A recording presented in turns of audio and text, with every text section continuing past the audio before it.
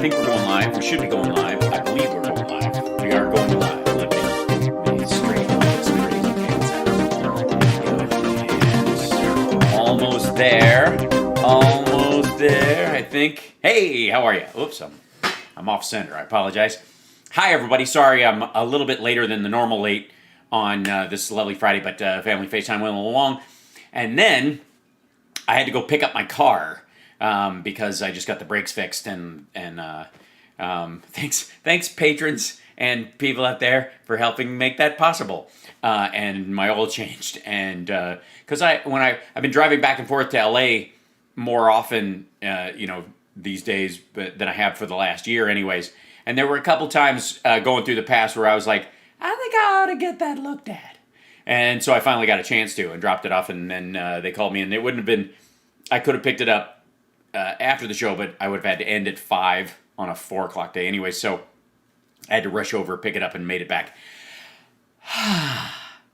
And ponytail today, because I didn't have time to do my hair after running around like a maniac. So here I am, welcome. Glad to be here. Thanks for joining me. You know, I've been enjoying, as much as anybody, the, pardon me while I tie my shoe, the armchair quarterbacking, the backseat driving, the armchair generals, the backseat generals. Is that a thing? It sounds like a dirty story. But as much as the next person, I really have. But,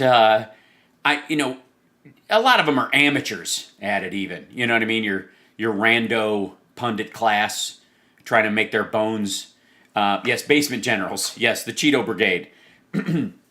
But, there's a lot of folks out there that think, sure, they know better than the people who are in charge and stuff, but none of them were on the inside. The way this fellow was. I don't know what happened. Don Jr. has been shooting, he shot 6 videos in the last day. He is so excited to be able to go after Biden for, quite frankly, an obviously good choice to get the fuck out of Afghanistan. I stand by that. If you want a varying version of a false reality wherein someone tells you something different, there are plenty of other places. Dare I say, nearly all of them will tell you, but it could have been done so much better if we'd adjust, which is exactly what's been said for the last decade. Also, we will look a little bit today at, one of this guy's foot soldiers, because the guy who, for those of you who don't know, there was a bomb scare in front of the Library of Congress because this asshole said he thought it was one of the capitals. We'll see some of that live stream in a little bit. And the last thing that the would-be bomber, who ended up crawling out of his truck and surrendering before his psych eval, and they look at his ass for drugs and put him away, the last thing he did was share a Don Jr. video before he went live, presumably with a truck bomb in front of a federal building. Last thing he did, but don't draw any conclusions. He heard this guy.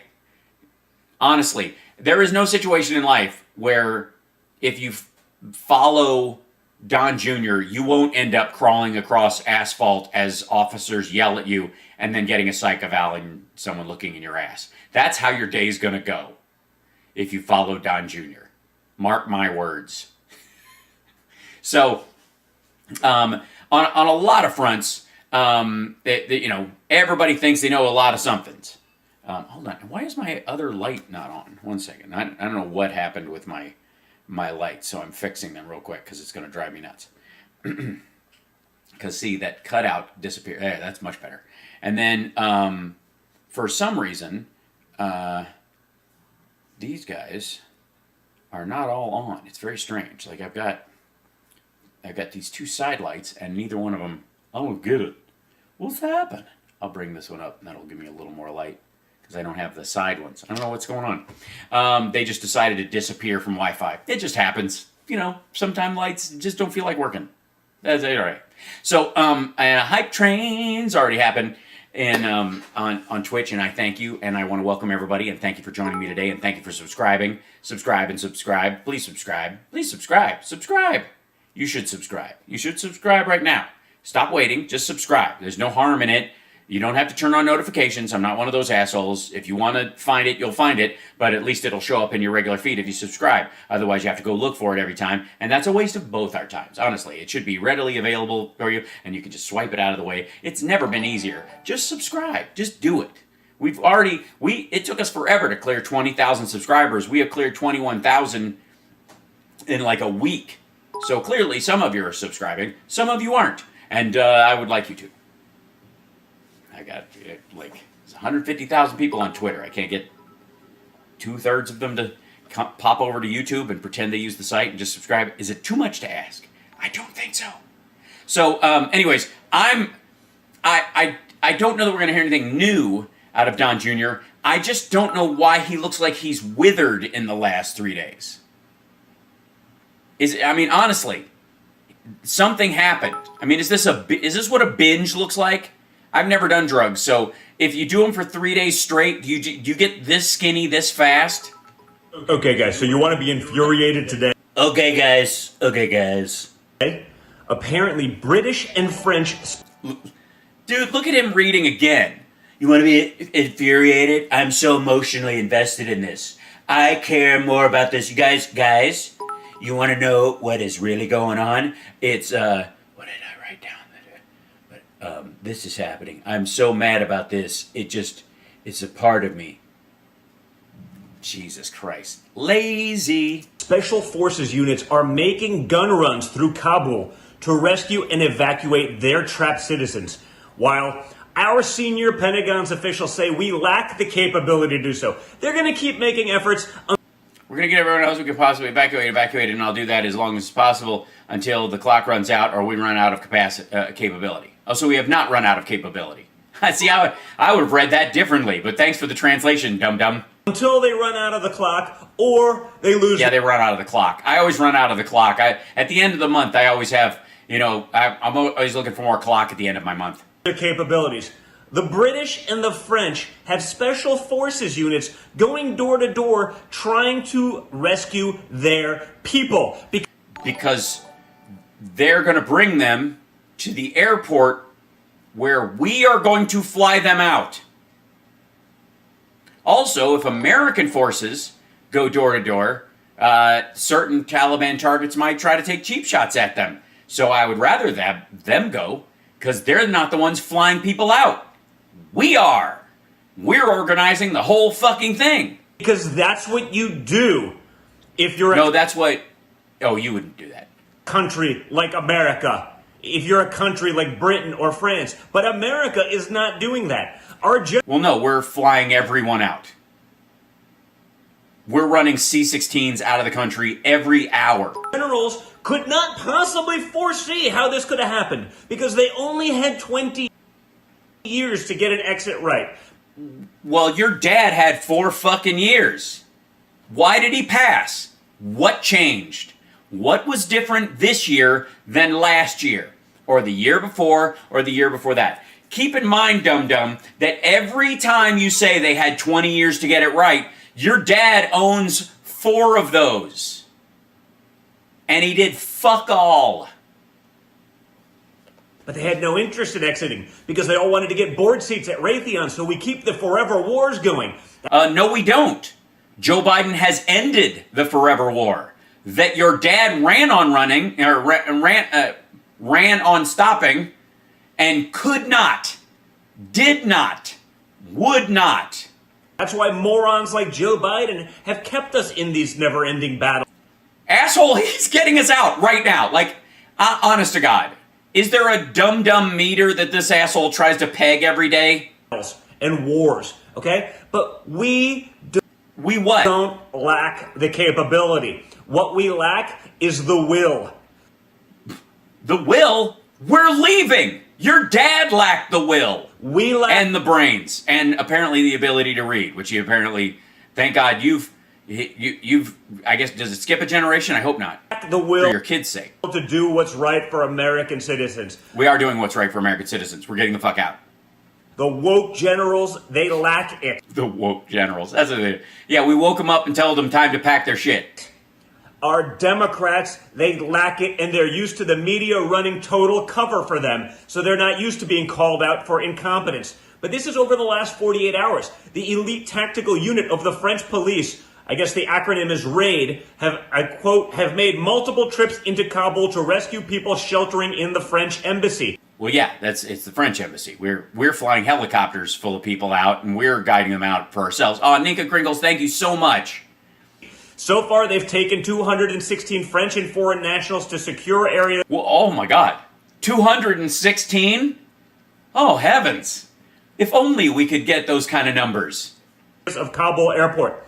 Okay, so what was the French embassy? An apartment? French are doing this. They're going in individually. Obviously, a much smaller presence across the board. Our guys say, you gotta make it to the airport. We can't guarantee your safety going there. The roads happen to be blocked off by the Taliban, a terrorist organization that your dad made a deal with and freed the leader of? Does have a social media account, unlike former President Trump. Minor. I was curious, was that in the deal? Last year when Mullah Badahar, when your dad brought him out of a Pakistani jail, flew him to, I think it was Dubai, to negotiate the deal, excluding the Afghan government, when he made the deal that would entail us leaving May 1st, with no plan, by the way, left behind by your dad. There was no visa, special immigrant visas that were processed through all of last year. Just blew it off. Details, but they're blocked off by the Taliban, and our generals are saying, well, we'll do what we can. Until we run out of time or capabilities, we still have a timeline to meet here, even if there could be up to 40,000 Americans trapped. So the entire... Trapped? Trapped. Is that your concern? 40,000 Americans trapped? Let's see. I might need to check. Hold on. Let's see. Let's just get the most up-to-date. I mean, obviously, he can't be expected to know everything. He blazed these rails out early this morning, I think. Let's see. American citizens, Afghanistan evacuation. That should get us. Some of the details. State Department.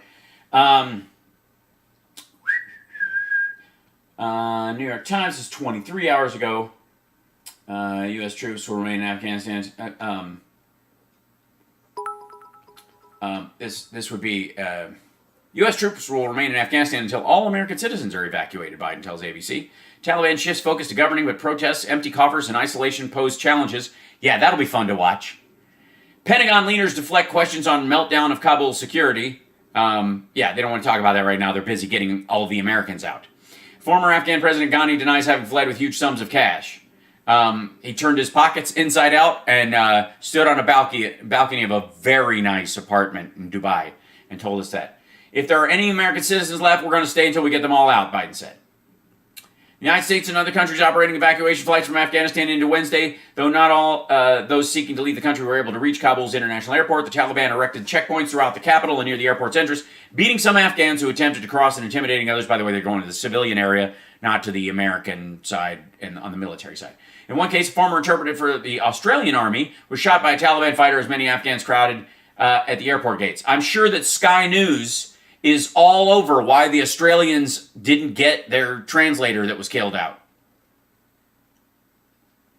How long has it been since the Australians were... They didn't give this dude a special visa?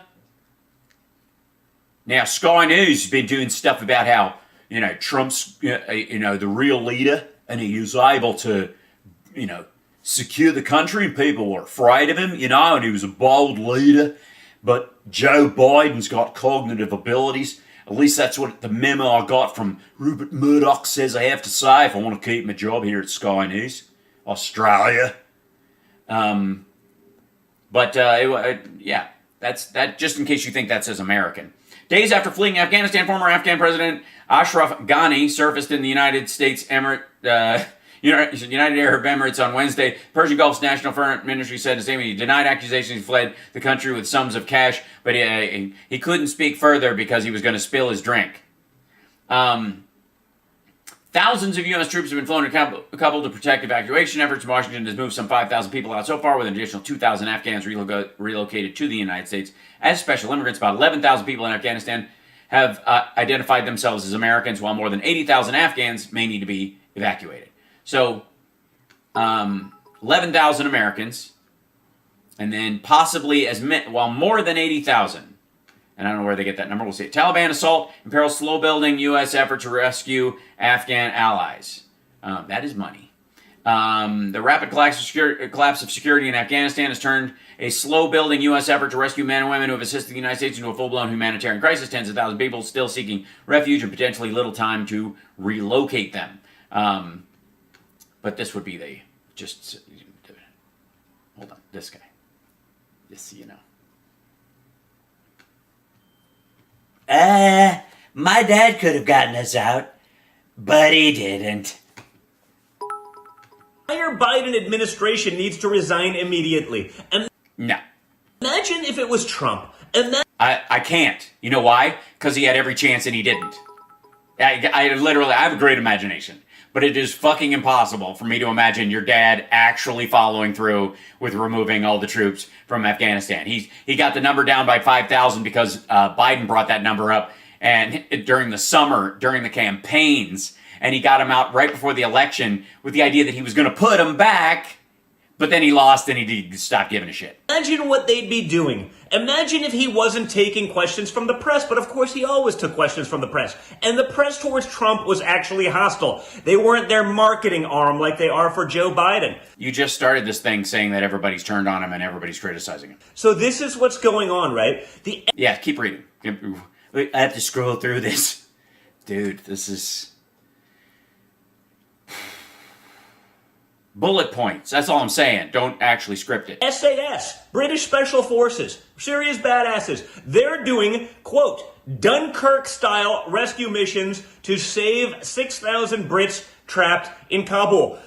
So it's not a clusterfuck that the Brits are having to send in the SAS. They knew we were leaving. What does our timeline to get the fuck out have to do with their timeline to get the fuck out? If we had to send in 6,000 special forces to evacuate people from the embassy, for example, do you think these assholes would be going, bravery, it's brave? The French and the British are acting while we sit back and we do nothing, while our allies across the world The people that they're getting out are flying out on our planes. watch us not only abandon them, okay, not only make it clear that we're not going to be there to protect them, but we're abandoning our own American citizens. No, we're not. The Brits and the French have had enough. They're taking care of business themselves while we sit on our butts and our generals worry about white rage and critical race theory. Yeah, well, I doubt that that's informing their behavior on the ground in Afghanistan. That's the state of the world today. Well, if you're staring through a giant pile of crystallized cocaine, perhaps. Hey, folks, wake up and start watching. Wake up and start watching. I mean, you look for those. Some of us search our whole lives to find a phrase that sums up the news and perspective that we bring. Wake up and start watching. That's classy. Well done. All right. There's plenty of this going around, by the way. But before we get to Trump was on Greg Kelly, which is, my concern is we won't even be able to see Greg Kelly once he spurgs on the screen. But this is Mark Levin's graphic. Let's break this down, shall we? Okay, so this is the picture everybody's seeing. This is very shocking and fun. But they didn't even pick the part. It looks like this plane's going to run them the fuck over. It doesn't look like the guy's clinging to the back of it, right? This is us getting out, bye-bye, and that's, but the chaos in Kabul, big Kabul gets its own lettering. Kabul gets a typeface worthy of its historic nature. But chaos, that just looks like a script. That's just... Don't you need a more kind of... What kind of font is that? It's like you're taking notes. Maybe I should say chaos in Kabul. All right, I'll pencil it in, but I'm not gonna write this down. I'm not committing this to ink yet. Let's get serious. So Mark Levin, though, is going to tell us all about how it should have been. I'm waiting. If we see one today, I will be shocked and amused. But what do you guys in the chat room think? The chances are that we're going to see a version of events, a plan come forward. We should have done this and this. We could have gone to this place. If they'd have just taken a right turn at Albuquerque, we would have gotten out, and it would work like this, and I can prove it. What do you think the chance of anyone saying that is? Joe Biden. Sorry. I try not to laugh right out of the gate, but holy shit. Joe Biden has clearly not read my book, Mr. Producer. Has not read American Marxist. He hasn't read it. Some of the media are saying, well, Donald Trump, when it didn't get out. Had 4 years, blew it off. comes to Afghanistan, he set the deadline, and Donald Trump wanted to do the same thing, and this would have happened under Donald Trump. First of all, what kind of commander-in-chief talks this way? Well, I don't know that he didn't actually say it that way. So you're rearranging the words and then allowing for the presumption that that's what he said and or meant. But I would gladly. I have an echo. Oh, me. Sorry. Yeah, I do. I see that. I'm sorry. Where is it? My bad. Sorry. Hi, guys. Yipes. I'm sorry if my voice sounds a little weird right now. I apologize. Should be able to fix that. I've got a couple of wires crossed. Give me one more second. This might be better. All right. So much better. I like it. I like the sound of it. I like the feel of it. Okay. Sorry. I think I would fix the echo, I think. So, anyways, who talks like this? Well, somebody who's telling you the truth and then telling you that the last guy put a bear trap in the road. And I had a choice. I could step into the bear trap, or I could walk around the bear trap, or I could ignore the bear trap, or I could go, what bear trap? After you. I had a lot of options. I decided on this. What kind of commander-in-chief talks this way? He's Well, the current one, I think. been president for 7 months. They've had 7 months to plan whatever he wants to do. Have they?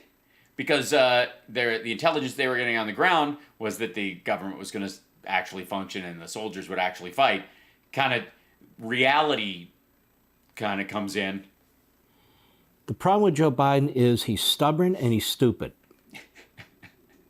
I'm going to go with projection on this one, Mark. And so he got very ideological about that. Whereas, what are you getting? Idiot? Just idiot? And first he set September 11th as a deadline. What Right. kind of a fool does that? Well, the deadline wasn't September 11th. That was when we're going to be out by. Obviously, that was the absolute outside. Where the goal was to be basically out 2 weeks before, and then we wouldn't have another 9/11 anniversary where we're still in Afghanistan. So. Then obviously he was told that doesn't go over well with the American people. So then he moves it up to August 31, I think it was. Do you think? I mean, why? Yeah, don't bother to look it up. I mean, why? Why would you? August 31. So the enemy's sitting there, so okay. Okay, we have a little longer to wait polishing our guns after May 1st. I want to tell you about Donald Trump. Oh, yes, I will be doing the Trump rally this weekend, by the way. Remember Obama and Biden and ISIS? They formed a caliphate under Obama and Biden. And Biden was put in charge of dealing with ISIS. That's interesting because the war didn't start, ISIS obviously didn't start on its own under Obama, but, Trump had the Afghanistan war and both the Iraq war and the Afghanistan war were going on under Trump. Nothing? Just going to let that sit there that he didn't? And so... Yes, Obama killed bin Laden. He did. But Qasem Soleimani... Trump tells his generals, wipe them out. So we can... Is that what he told him? Is that what he told him? Is that really what he told him, Mark? He told him, let's see, Trump 7% wanted to leave ISIS. I think that's the thing.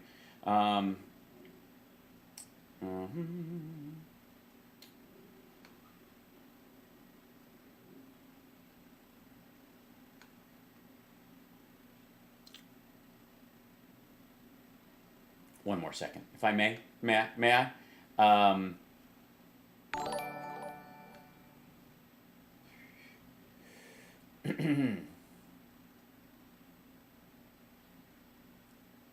Let's see if I can find the actual...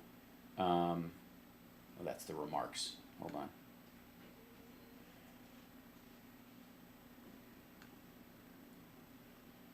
This is...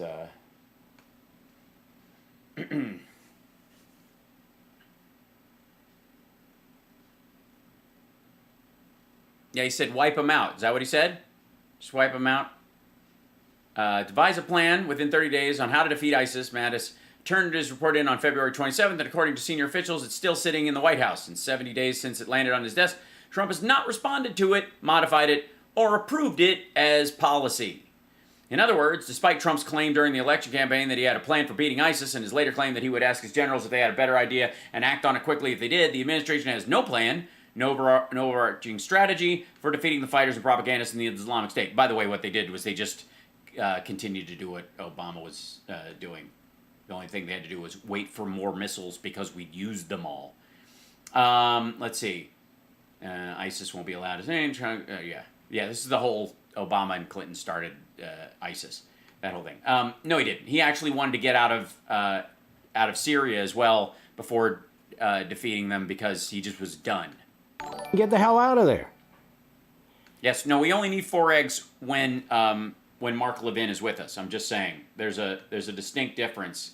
5 eggs. Okay, so thanks for bringing it up. Yeah. Whoops, hold on. There we go. Where is it? Mail. And he wipes them out. No, he didn't. Then Trump says, I want to get out of Syria. Now, we still have a force in Syria of a couple thousand. But he wanted to. He just didn't. I mean, just felt like it. to pull most troops out. Uh-huh. But what did Syria do? They started bombing their own people with gas canisters. They were gassing their own people. What did Trump do? He attacked them. No, he blew up some empty Quonset huts and a runway that wasn't being used after telling the Russians and the Syrian forces what we were going to do so they could get out of the way. And only blowing up shit they wouldn't mind losing so that they could have this posture at home. Because he saw the inhumanity of it and he wouldn't... That's what it was. He was moved by the inhumanity of it. He just stood out on the balcony of the White House just feeling the inhumanity wash over him. put up with it. He didn't turn and run and say, it's not our problem anymore. We've been here long enough and so forth and so on. Yeah, he didn't pull out of Syria. He attacked them and he warned them. You do it again, we'll attack you again. And they did it again and we didn't. We still have some forces in Iraq, including intelligence forces, because we need to have some forward personnel and forward intelligence to protect the United States of America. Yeah, but why do they have to be in Iraq? Or Afghanistan, for that matter? You would think we would learn this after 9/11. I hear these isolationists, these protectionists.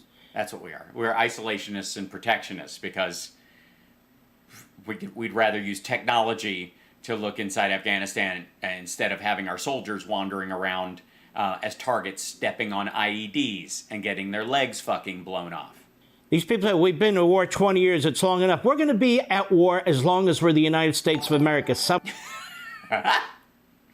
Well, that's a strategy. There you go. It's the Levin doctrine. Here we have it. That's it, Mark. We're going to be at war as long as we're the United States of America. The fuck are you talking about? What? Somewhere, somehow, some way. Somehow, just anywhere. I mean, as long as we're not America. If we're not at war someplace, holy shit.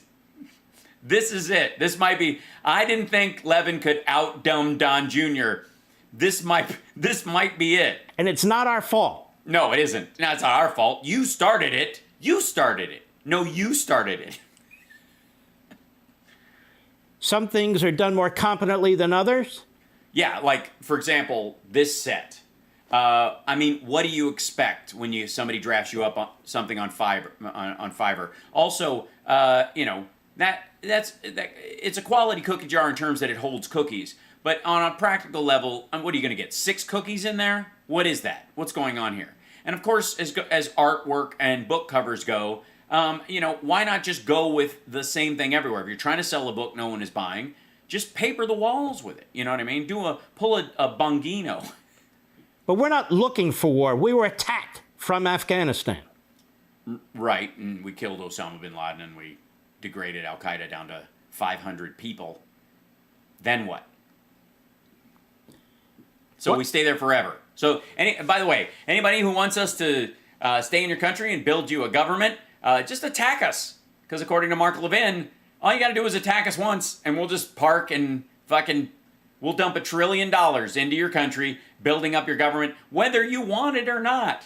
What kind of a country would we be? And I hear we should have just wiped out Osama bin Laden and left. Yeah. Well, wiping out Osama bin Laden, that doesn't mean somebody else wouldn't follow in their footsteps and so forth. And so forth. It's just amazing to hear this kind of talk. Now, that doesn't mean also that you have to be Lindsey Graham and John McCain and send in, 2 million troops. Yeah, 2 million. We're going to send 2 million people into it. Mm-hmm. That's stupid, too. Yes, I agree. It would be stupid to send in 2 million troops. Particularly given what we know Afghanistan. Yeah, that there's only 38 million people, and we would have more soldiers in the country in that case than voted in the election. Do you remember a couple of years back? Boy, do I. When the Taliban, while talking to the United States, though, kept organizing more and more attacks against us and the Afghan army. You remember that? And some Wait, who was president? massive bomb was dropped on their heads. You guys remember that? The Moab? Yeah. And apparently it didn't do anything. It was the biggest conventional bomb that we have, the biggest conventional weapon we have. Right. It blew out their tunnels. It blew at the top of a mountain off. It killed like 7, 8, 9, 10,000 of their troops. We don't know the exact number, but there were... Right. We don't know the exact number because Trump made the number up. We Moabbed a mountain.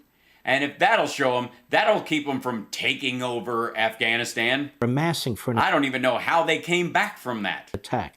Does that sound like Donald Trump will be sitting back while the Taliban are taking one provincial capital after another? Yes, it sounds like precisely that, considering he made a deal with them to do that very thing last year. You know it, dum-dum. And then surrounding Kabul. We have 10,000 citizens in Kabul right now. It's not clear how they're going to get out of there. It is clear they're going to be taken out on C-13s largely. What do you think Donald Trump would do? You think he'd be Joe Biden? You think he'd be at Camp David? Of course not. No, he'd be golfing, yelling at his generals to get it done.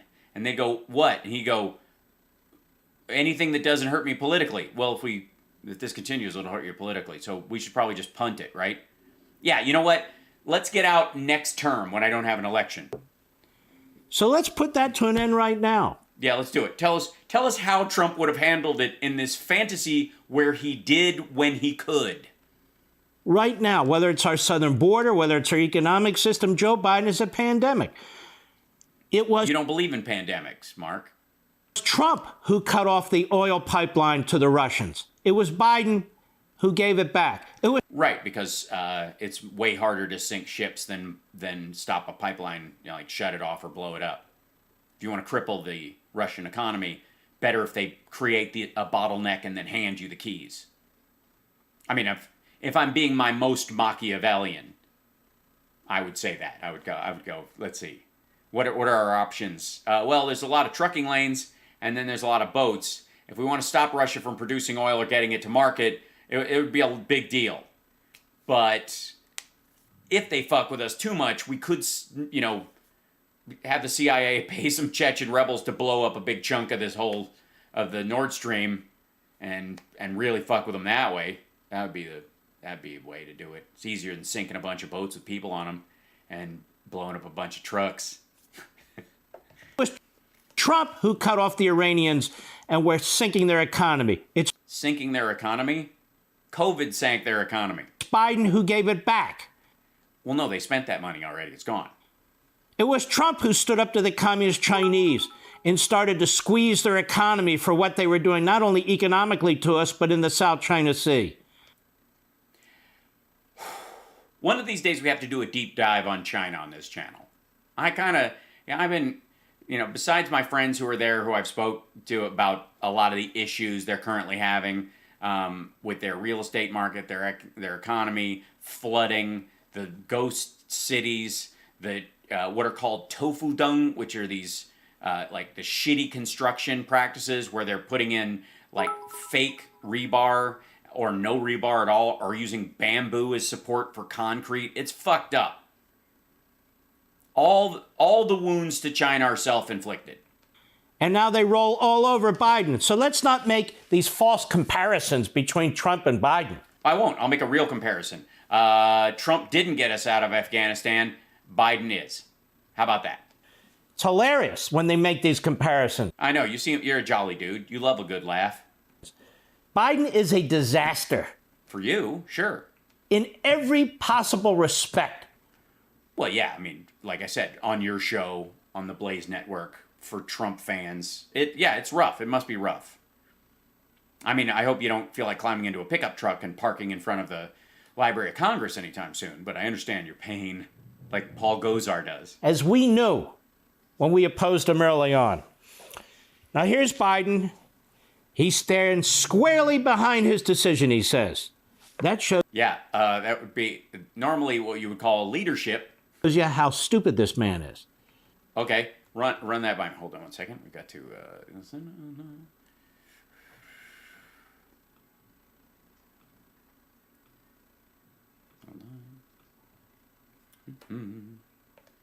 Donald Trump, like any good commander-in-chief, has to be flexible. Of course you... Yeah, that's what it is.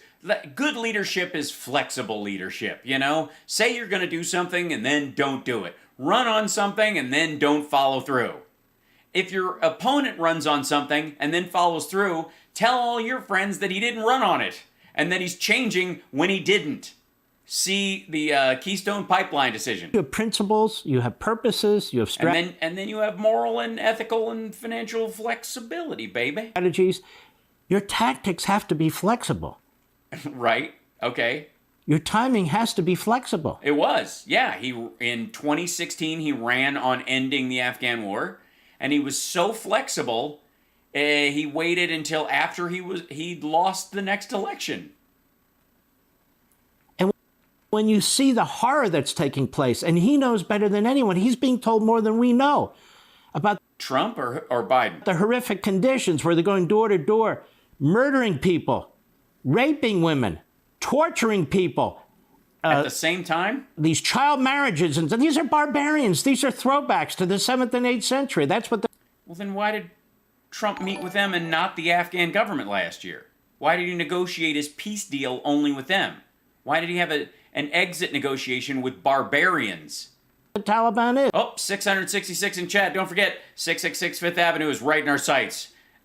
Please donate, give in terms of points or super chat, $6.66 or any other derivation therein to help out the channel. Thanks. Don't forget to like and subscribe, give a thumbs up. And again, we extend a heartfelt thank you to all our trolls that showed up. Bless you for showing up and extending our reach and boosting us in the algorithm. It's because of you that we cracked 20,000 subscribers and are on our way to 25 in weeks instead of months. They're throwbacks. Yes, well, they're knuckle draggers, I think is the term you're looking for, which is why Trump uniquely spoke their language. And to say things like, You guys, let's do an icebreaker, shall we? Who likes to grab women by the pussy without asking? Come on, who? All right, everybody's seen my daughter, right? 12-year-old Ivanka, best Ivanka. I think we can all agree on that. Can we agree on that? See, I like these guys. We get along. he wouldn't have done anything differently, or I stand squarely behind my decision. That is unacceptable. It is. Yeah, if you're a Trump fan, that's unacceptable. He should have changed his mind multiple times and never followed through. That's leadership. I mean, we could do the reverse of names shit that they've been doing. What if Trump had done this? If Trump had done this and all this stuff was going out, they'd have gone, at least he's getting us out.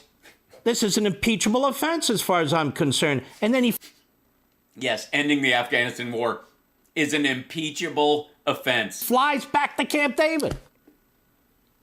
Go ahead. Yeah, go, Mr. Producer, play the clip. I stand squarely behind my decision. After 20 years, I've learned the hard way that there was never a good time to withdraw U.S. forces. So here's where I seem to disagree with a lot of my brothers and sisters. I didn't realize you came from a big family, Mark. I thought you strike me as kind of a lonely fella. If I were to tell you today that we could send in 2,500 non-combat military personnel, use federal contractors to make sure that the Afghan Air Force, such as it is kept up with mechanical, up-to-date technology and so forth, and the parts. I would say, great. Why aren't we doing that in Rwanda, the Congo, and Yemen particularly? I mean, Yemen's literally the breeding ground for ISIS and a lot of the other forces. Trump pulled forces out of Syria and sent them to Saudi Arabia to guard oil refineries for the Saudi royal family like they were human shields because of Yemen. Why would you not suggest the exact same fucking thing in Yemen? Hell, Myanmar. Why don't we just roll into Myanmar and turn that into a democracy today? Yeah, North Korea. You know, we could do a lot if we just park some soldiers in there for the next 50 fucking years. And that we would keep our major air base there, which was totally protected, by the way, not only by the elements, but also by us. The elements, yeah, the elements of 122-degree heat. By the way, insofar as I know, Mark Levin has never volunteered for a tour of duty. So we could strike if we needed to. Yeah, we can still strike. We don't actually need to be there. Our shit goes a long way. Like, literally, we have drones that can fly 2,000 miles round trip. And that by doing that, the Taliban would be effectively neutralized. If I told you we could do that today, you'd think I'm nuts, wouldn't you? Wouldn't you, guys? Well, no, that's what we were doing up to a certain point, but it would mean $48 billion a year to keep that thing going perpetually with those people in harm's way, negotiating with a government that does not and cannot maintain itself. Yeah, you're a fucking lunatic. Guys? And that's exactly what we had done. Well, then why don't we do it in South Africa? There's a lot of shit going down there. We could dump 2,400 troops down in that area. They could do some good. No? Oh, right, you don't give a shit about that area. That's exactly what existed several months ago. Uh-huh. Along with $48 billion a year. I don't know why we did this. Well, we've been at war 20 years. That's long enough. Being at war 20 years. We're in a state of war still with North Korea, and we have 28,000 troops in South Korea. Right. They have nukes and a functioning government and an alliance with the Chinese. We have tens of thousands of troops in Europe, major air bases in Europe, which can reach Afghanistan in a matter of minutes without having to be there. Naval bases in Europe in order to neutralize and counter what would be Russia. And now that would include China. What would happen if we removed all those forces? What do you think would happen? I don't know. Trump was talking about removing all the forces from Germany, if you'll recall. The face of the globe would change immediately. And we'd be in dire, dire straits.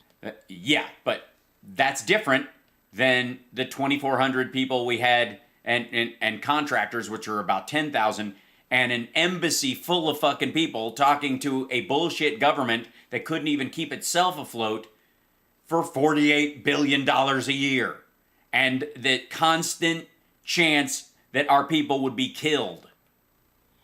So what's happened now? There's 20 years, I keep hearing. Even some of our friends will do it. 20 years is long enough. 20 years. Uh-huh. Yeah. Trump said that. I don't know why you're not bringing that up. 20 years is long enough. We're really not fighting. And here's the thing. It's the Afghan soldiers who are carrying the brunt of the battle. Yeah, we've been removing ourselves out, and eventually they should be doing this themselves. If they're only doing it because we're standing there, then they're not really doing it, are they? 2014, when we removed all of our combat troops. They've had 50 to 70,000 casualties, deaths. That's a lot. Mm-hmm. And you hear men and women who have fought side to side with these individuals saying, it is outrageous what's being said about the Afghan military. We took their air power away? No, we took the intelligence away because it was getting to the Taliban. We closed our major air base in the middle of the night without telling them, and the Taliban rolled in and took over everything that was there? Which was nothing except the runway and some buildings, and they can't fly. We pulled our federal contractors out, so which are the most expensive people we have there. Their helicopters couldn't be... They could always stay, by the way. For the record, they've all been paid an incredible salary for a while. There's nothing stopping the contractors from staying there as long as they want. Contractors could have hung out. They weren't under orders from a general. Maintained, and then we say go fight. Do you think Donald Trump would That's what we say. Do we say it in Arabic or? do these things? Do you think any serious commander-in-chief would do these things? No. You're right. I would just think Trump ran on getting the fuck out and did not. You're right. He wouldn't do that. He would not ever leave Afghanistan. Thanks for saying it. And Biden says he stands by his decision. Yes, that's leadership. You don't have to like it, but enough. It is shocking that he would stand by this decision. No, it isn't at all. And by the way, China's thrilled he stands by his decision. Russia's thrilled. North Korea's thrilled. Iran's thrilled. All of our enemies are chortling. They can't believe this. Yeah, they can't believe we're not spending $48 billion a year and worrying. I didn't get a haircut. My hair's in a ponytail. But thank you, Richard. Yeah, no, they're not chortling. They're like, oh shit, they're getting out. Okay, well, that's more money they have. I don't know, $48 billion a year. That could buy you a hell of a cybersecurity wing at the Pentagon. Just saying. What do you think $48 billion a year on cyber counterinsurgency and counterterrorism tactics? What could you do with $48 billion a year, Pentagon? China's moving in immediately to make an alliance with the Taliban. Yeah, good luck with that. Try keeping them out of contact with the Uyghurs. They don't intend to go to war with them. They're going to try and make an alliance with them. Iran, the same thing. Even though Iran hates the form of Islam that's practiced in Afghanistan. Yeah, what could possibly go wrong? The Iranians are going to roll in and go, look, I know centuries of fighting. We hate each other. We've slaughtered each other in droves. But, now that the Americans are gone, kumbaya, my lord. Jesus. Doesn't matter. They have a common enemy, us. No, they don't. The Taliban are going to want to start moving and making money. So they've got a reason, an impetus to start opening up to some degree. They're not as stringent in how they carry out it depends on the tribe and on how they carry things out as the Iranians are. And the Iranians have a functioning government and an air force. There's no mutual assured destruction there. If the Iranians wanted to straight bomb Afghanistan tomorrow, they could do it. And as I said on the radio yesterday, and as other people are saying today, our border's wide open. Oh, yeah, that's right, because the wall's shit. I forgot. Thanks for bringing that up, Mark. Apparently, I don't know if you guys know this, but Trump's wall, the thing he worked so hard on the entire time, which the Mexican government never paid for, weird, is apparently a piece of shit. Doesn't work. We thought we could at least, focus our Customs and Border Patrol on the areas where there is no wall or gaps in it, for example, and they could just watch those areas. But apparently the wall itself is shit. Doesn't stop anything. Isn't that weird? Yeah. The wall doesn't do shit. It stopped working. I don't know when. Probably middle of last year. Just stopped being a wall and went back to being a slat fence. We've just created a massive terror state. The Taliban now controls more of Afghanistan than they did prior to 9/11. Yeah, but they don't know how to run it, so they're even saying some of the women can even stay in their positions of power. I understand that you guys are, a lot of the accountants and stuff can, I don't know, the Taliban, by the way, is the dog that finally caught the car. They have bit down on the bumper and have no fucking idea what a car works like. Well, we're tired of war. They're not tired of war. They don't look at 20 years. They're not looking at the calendar. They can give a damn. Well, yeah, they certainly don't have, like, iCal, for example. They could give a damn.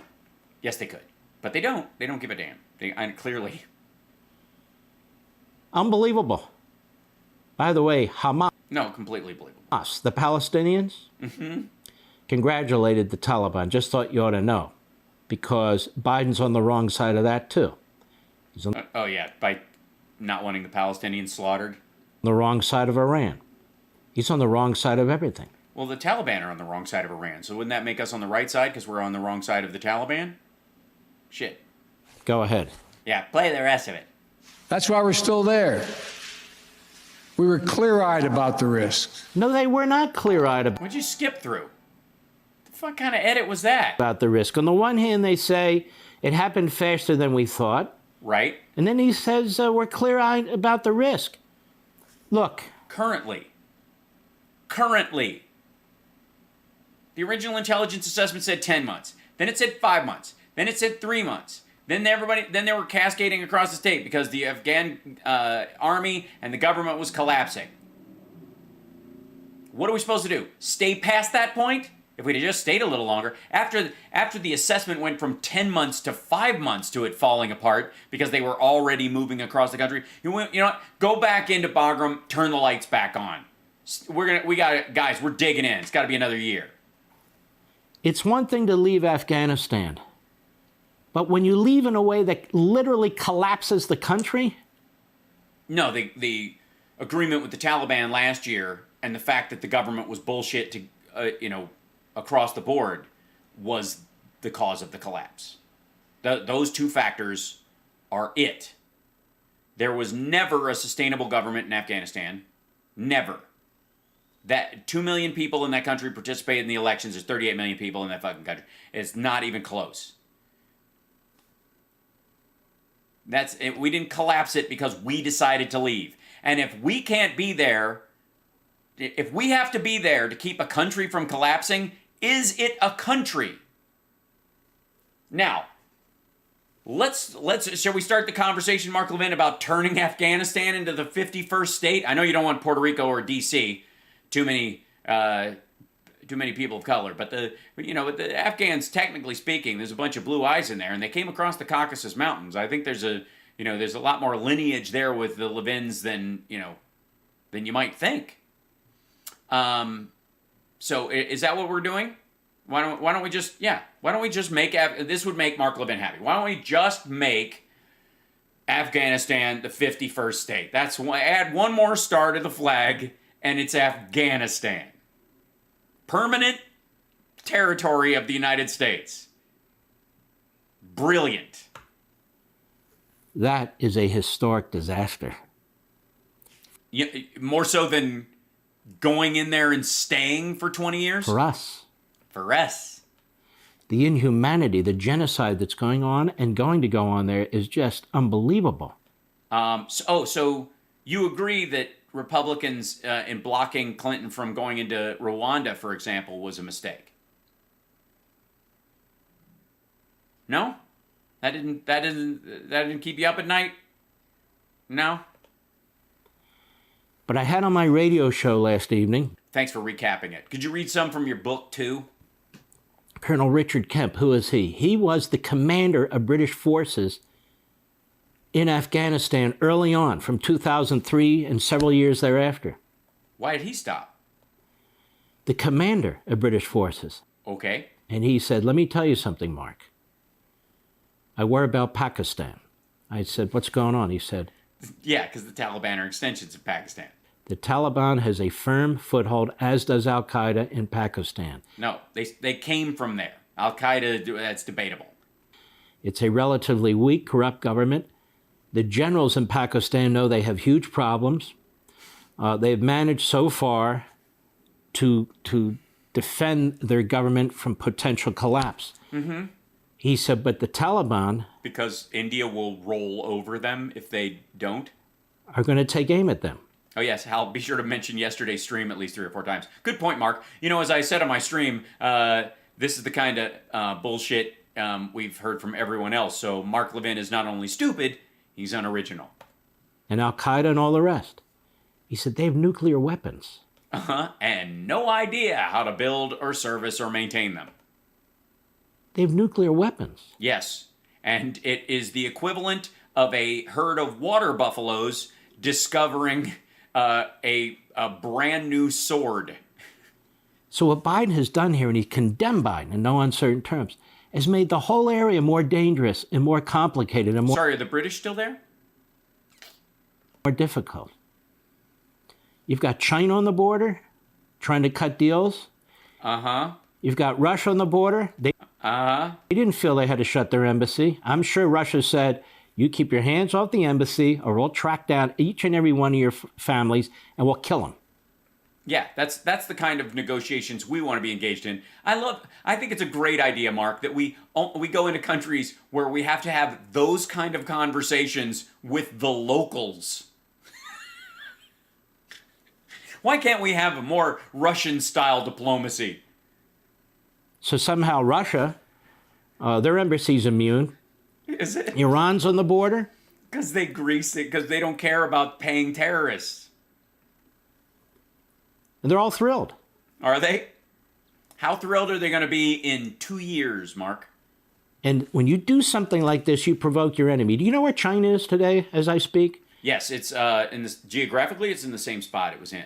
It's in a water battle with India, mostly fisticuffs, because the area that they're fighting, literally, there's a treaty that doesn't allow weapons, so they're punching the shit out of each other fairly regularly. It's pretty sweet. And then they have a problem, as I mentioned before, with shitty buildings and flooding and ghost cities and a collapsing real estate market. And there's a huge exodus of production because all over the world, everybody's looking for another place to build their shit that has the same level of like low-cost labor, but doesn't have the potential for another economy-killing contagion to break out of it. So they're moving shit to Vietnam and Cambodia and South Korea and even the Czech Republic and a lot of Eastern Europe. Poland, for example.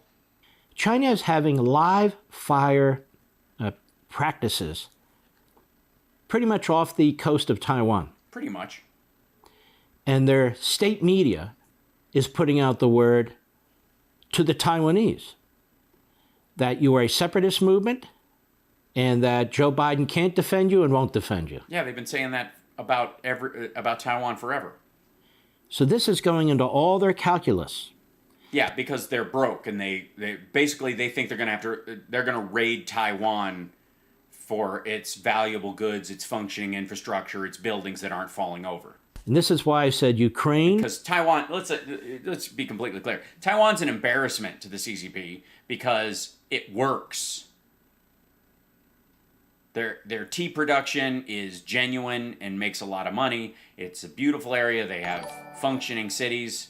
Yeah, like if you look at that and then you look at the kind of like horrible internal pollution that they have in the major industrial centers and stuff, it's kind of embarrassing. Taiwan and Israel. And I said it on radio last night. You better Well, good. Please keep recapping. be paying close attention. You cannot rely on the Biden administration. And if they try and force you to take steps that will weaken your country, weaken it militarily, you must say no. Simply say no. Yeah, I'm sure Israel and Taiwan are. They've got you added on the buttons in their car. You may have to defend yourselves. Really? In a world like this? You may have to defend yourselves. What? This is shockingly dangerous, what's taken place here. Shockingly dangerous. Shockingly dangerous. Hold on. Is it shockingly dangerous? Let's see if it's shockingly dangerous. Let's see.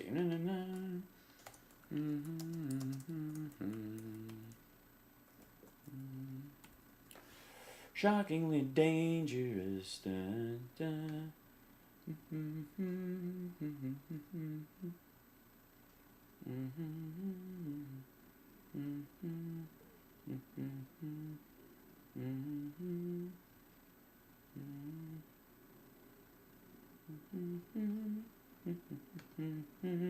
Let's see.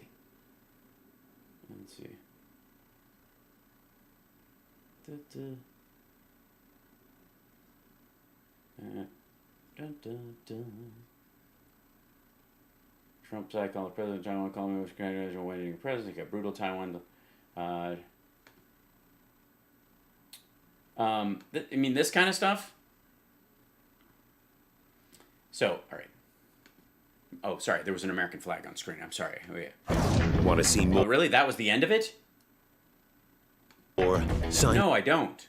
I honestly don't. I'm not quite sure why anyone would. I do like the fact that you got the little, like, stamp from The Secret up in the corner. Yelvin. Anyways. So, let's see. Wink. This is probably, ladies and gentlemen, I present to you Greg Kelly in his happy place on the telephone with Donald Trump. Look at his face. Is there a happier man in the world? Is there? Honestly. So I'm curious. Trump is basically everywhere. Someone will put a phone in front of him and he can call in and blather about how he would have done it better, except he never did. The 45th President of the United States joins us, President Donald J. Trump. Welcome back, sir, and thank you for being with us. How are you? Thank you for being you and for everything that you are and who you are and who I get to be, and I wish you were on my lap. Well, thank you very much, Greg, and congratulations on your really successful show. Yeah, it's great. By internet standards, shows that are being propped up by the Heritage Foundation and other organizations and Mike Pillow ads, you're in the top 78. I'm not surprised. I've known you a long time, but I'll tell you, great job and great Not long enough, though. numbers and everything. Congratulations. Thank you very much, sir. So, listen, when you announced for president, you said that losses like this, like what we're seeing now, one of the reasons why you ran for president, but this is far bigger than anything I can remember. What are your thoughts this evening? Sorry, losses like what? Well, it's Thanks, Denise. inconceivable that anybody could be so incompetent, stupid, use any word you want to use. Let's see, any word I want to use? What word have I always wanted to use? I love erythropoietic protoporphyria, but it just doesn't come up a lot. I mean, it's a nice word, but it's limited in function, of course. It's the disease that causes vampirism, just so you know. To imagine that you take out your military before you take out your U.S. citizens and civilians and others that maybe helped us. Well, first of all, we aren't. But secondly, I loved his statement that he put up. I don't know if you guys saw the statement. Let's bring that up while we can. I think that's worthwhile. They've got these A statement from the President of the United States. and let's see. Here we go.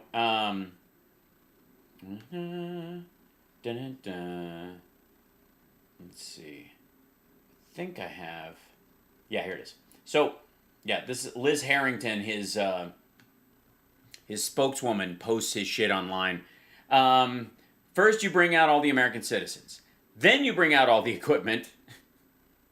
Then you bomb the bases into smithereens. And then you bring out the military. So I guess and my response was, so are they on the bases when they're being blown to smithereens? Or do they stand across the street with a bunch of Taliban guys watching the fireworks?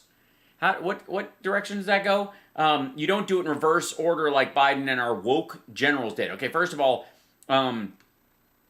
we are primarily evacuating the American citizens. We did the equipment first, actually. We've been blowing up, dismantling, or taking out equipment for months. Then you bomb the bases to smithereens, which, by the way, up till this point, the idea was the government was going to use them. The actual Afghan government was going to use these bases.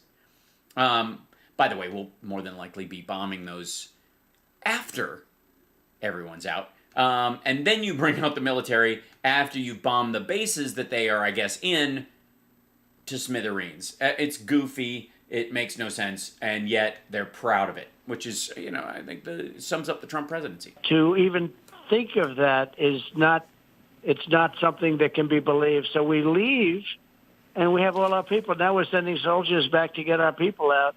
And you're going to find a very tough opponent. I mean, these are great fighters. They've been fighting for 2,000 years. They've been around since the 90s. That's what they do, is they fight. You do other things, Greg, okay? Yeah, he doesn't fight. He's more of a lover. I mean, between the two of you, anyways. He's more of a tonguer, I think. Going to a Broadway show, you like doing other things. They fight. You what now? Was that a little subtle dig? That's all they do. All they do is for the Taliban. All they do is fight. Well, good luck running a government then. And we send our soldiers back. I think our soldiers are in danger. But we should leave some there. But there's never been anything so poorly handled. We used to talk about the southern border. Well, except I would argue there's never been anything so poorly handled, except the part where it wasn't handled at all. There's, we had the southern border the best it's ever been. Now it's the worst it's ever been. Not even close to true. Hal, don't give away our military secrets for free. Sorry, Craig. That's just logic. I don't know anyone in the Pentagon. I'm just telling you from, like, reading The Art of War and not being stupid. But this is blowing it away. So, Mr. President, I want to show you a picture. I'm actually showing the viewers a picture right now of Joe Biden alone at that conference table in Camp David. There's something almost sad about this picture. Is it? Yeah, you know what's sad about it to Greg Kelly? That Trump ain't there. That Trump is not at Camp David. This is what makes Greg Kelly sad. That's the sad part about this, is Trump's not there going, guys, we're staying. That this is Joe Biden making his decisions by himself as president, listening to his advisors, who are both there and in other places abroad, that are giving him information, and factoring that into his thinking and going, okay, we got to respond to that, but we're still getting the fuck out. Look, you know the setup at Camp David. You know what it's like, obviously, to be... Well, not anymore. I mean, they've moved the furniture around. He couldn't walk into the room with his eyes closed. He'd bump into a lot of shit because they've remodeled a little bit. Like, all the flags are in an unfuckable pile right over in the corner. Like, that would... I mean, Trump wouldn't know which one to rub his groin on first. Commander-in-Chief. Yes, all of the Taliban fighters are actually 1,700 years old. This does not seem like an appropriate way to handle a crisis. In the middle of it, he's alone. Just tell us a little bit about that setup. Yeah, he's the president of the United States, talking to his advisors over these screens, making the decisions, instead of having a bunch of people around him that'll go, no, we really got to stay for a few more months, which is what Trump had and which is what Trump did. That he has there. Is this inadequate? It looks that way to me. Well, it looks that way to you because this picture is lacking something, specifically a Trump. So it's a big boardroom, and it's an incredible room, as Camp David is incredible. It is just great, fabulous. I mean, it's no Mar-a-Lago, thank God. Unbelievable place. It is quite believable, actually. It's not a fairy wonderland. And it's not a room you sit in alone. It's not. No. It's not. I mean, look at all those chairs. A room that's meant to have many people. You see, there are many chairs. Yes, it's a room full of chairs. There's chairs in the corner. There's even doors. I don't know why people aren't coming and going at all times. And to be sitting there by yourself alone. Well, he's not. I mean, he's obviously, there's a bunch of people on screen. I mean, he's cutting that part out. That's kind of telling, right? Right, Greg? By not showing that he's actually talking to people via video conference who are overseas. Is unusual. I think it was just a setup picture to try and show that he's. Well, if it was a setup picture, then why? Then it doesn't look sad. It specifically is well. Oh, I know what he means. I know that's why would he think it's a setup picture? Let's see. Picture. Let's see.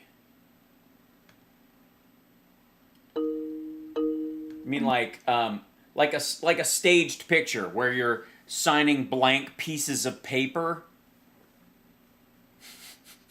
You mean those kind of staged pictures where someone's alone in a room which has other chairs? I mean, look at all those cabinets. No single man needs cabinets like that. That's clearly cabinets for other people, but they took them out so as not to embarrass them, whatever. And these are some great pictures. There's nothing on the paper. There he is. Oh, look. There he is in another room alone with a bunch of fucking chairs. There's not even a screen with people on it in this one. This is Trump supposedly working, signing stuff he had already signed, or blank paper just to make it look like he was working. Meanwhile, he was closer to death than they ever told anybody, and he still feels like shit. This is amazing. I mean, so there's this, then there's this. There's this. This is an engaged president. And by the way, there's a big screen over on this side with people on it. In this room, there is not. The only other people in this room are the photography team that are in hazmat suits because he's sick as a dog. But at least he's released his neck gina, and it is just hanging there in all its glory. Jesus. Working, and he's not working. And more importantly, He's not. He actually is working. There's actually, see, there's papers where he's talking. He's got a cup of coffee and a bottle of water, and then there's other people. He's not just sitting in the fucking room thinking. Not working. What their thought process is wrong. The whole group of them, they don't know what they're doing. And yeah, they do. They're getting out of Afghanistan after 20 years, and it's fucked up. Whether you think in terms of Dunkirk or whether you think in terms of so many other bad Dunkirk thoughts, we have Dunkirk or other bad thoughts. Grown men speak good, make word out of face. thousands of potential hostages sitting there. Our military left, and now we're trying to get our military back there. Our military did not leave. They are organizing the flights out. And you know what we were doing, and I think you know this very well. Yes, you were staying in Afghanistan perpetually. Had it set up really well. I spoke with the heads of the Taliban. Oh, boy, did you. I had very, very tough conversations. They knew they'd be held to pay if anything happened like this. And by the way, who like what? Could even think a thing like this could happen? But like what? They knew they'd be held to pay, and it would start right at their village where they all lived. Right at that village where, I don't know if you've noticed, but they've moved out of the village. They've all left the YMCA. They are no longer village people, and they're in the Navy now, technically. Where they live very happily. Do they? Like Smurfs? What is this story that he's telling? Fucking hell. Yes, and by the way, let's see. Biden, Camp David, meeting, video conference. We'll just, I would like to, if I may, this would be, there he is.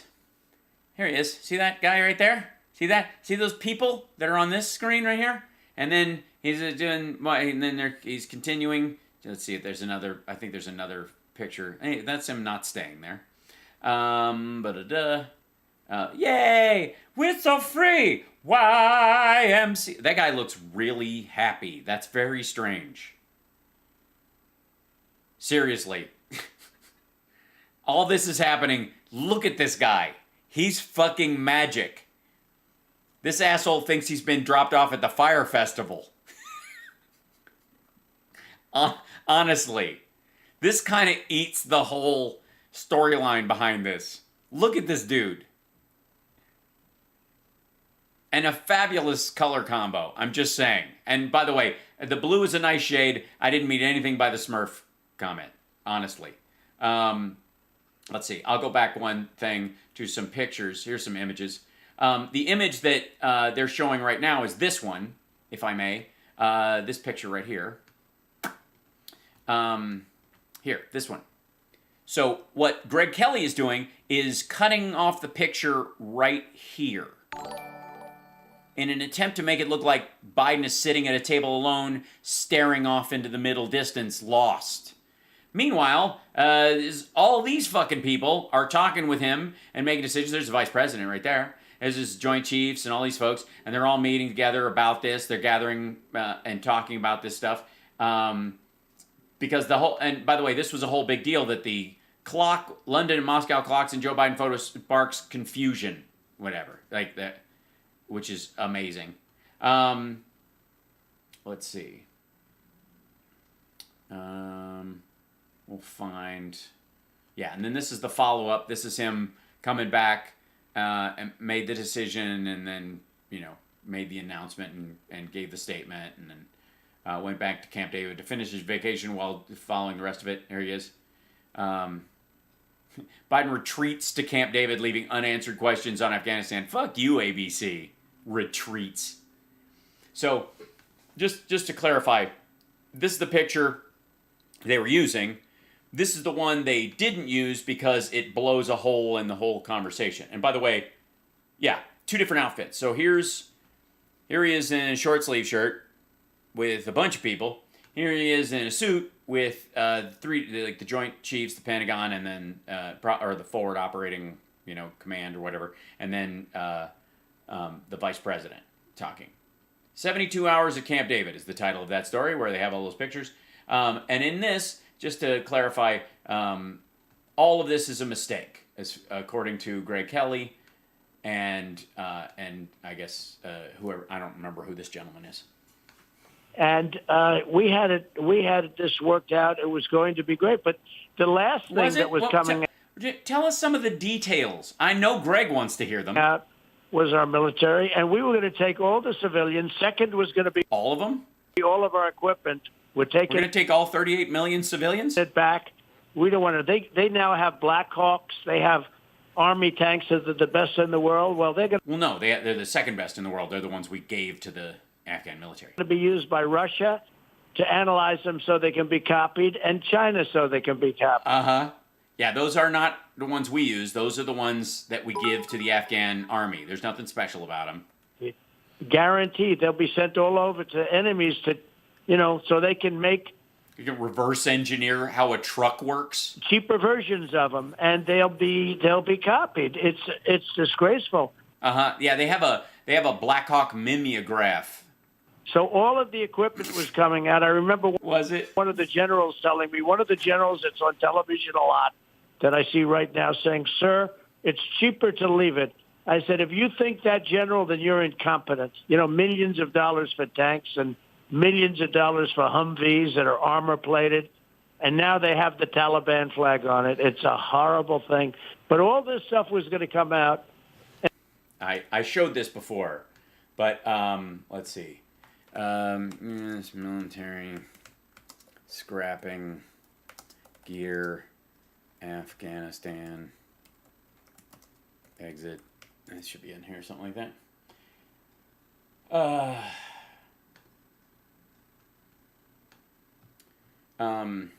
U.S. troops preparing to leave Afghanistan. See all the stuff that's there? Like selling unwanted gear to local dealers as scrap. Now they have all of this. As the U.S. Army packs up to leave Afghanistan after 20 years of war, it's dumping tons of equipment and selling it as scrap to local dealers. Soccer balls, whatever you want to get. There's weird footage.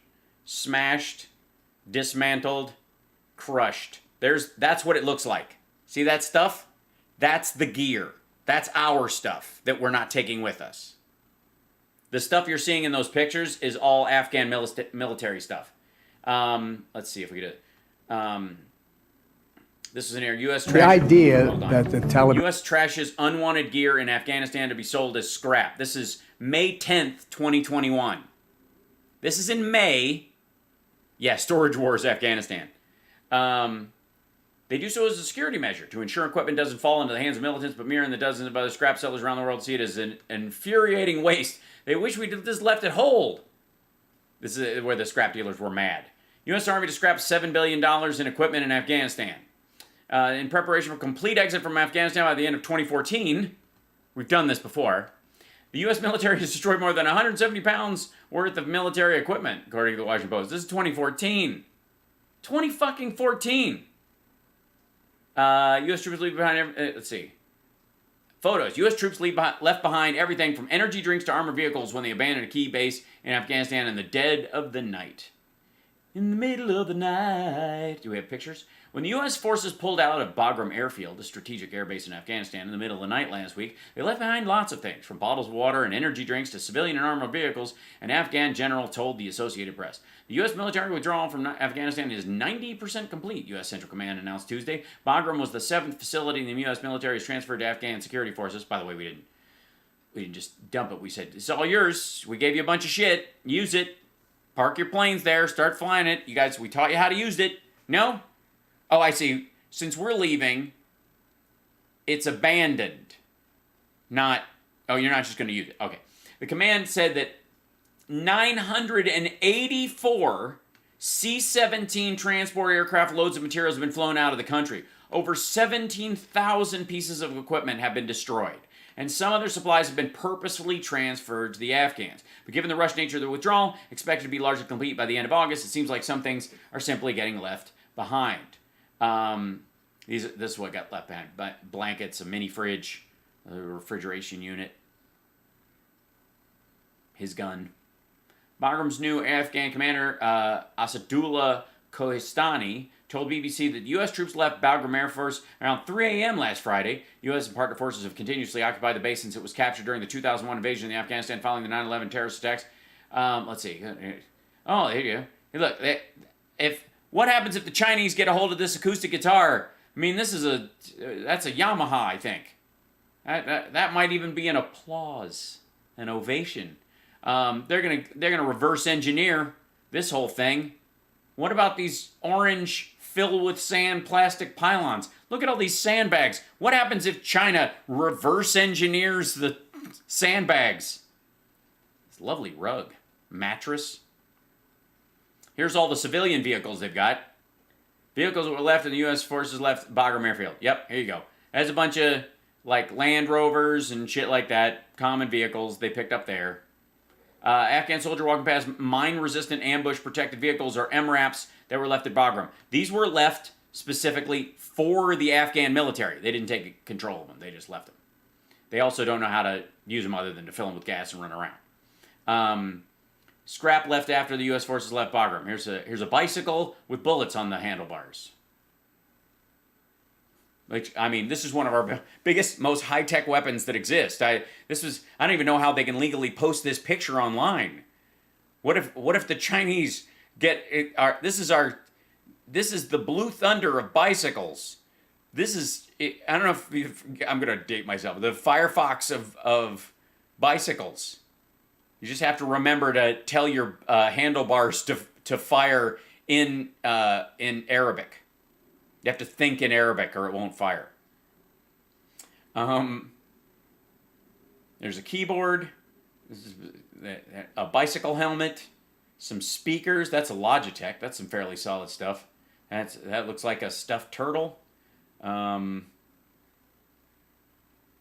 I mean, if Taliban has a MacGyver in it, we're fucked. Look what I found. Does anybody have any, no ammo for this? Shit. By the way, dude, I would totally try and fire that thing. I'm certain that they haven't scored the barrel in such a way that it will blow you the fuck up. I'm sure you're fine. I wouldn't worry about it. Nobody has put, a couple of pieces of clay in there along the inside of the barrel, down in the middle, where you can look in there and you're like, oh, that looks fine to me. And you put a round in it, start firing that thing. I'm certain it won't crack and blow your face off. I mean, seriously, drag that out into the desert. Good luck with it. Tires. What happens if the Chinese figure out how to make tires? Oh, it's a tire grinding machine. Oh, this is a scrapyard. Oh, this is how old tires are turned into electricity. That's a different story. By the way, that helicopter's leaving. Look at all the aircraft we left behind, though. This is where they used to park them.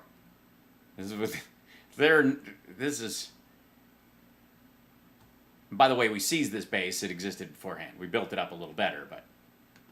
And then I probably would have bombed the forts. I would have. The forts? Oh, God, he's saying forts again. Bombed them so that whoever. Yeah. Now, are these pillow forts?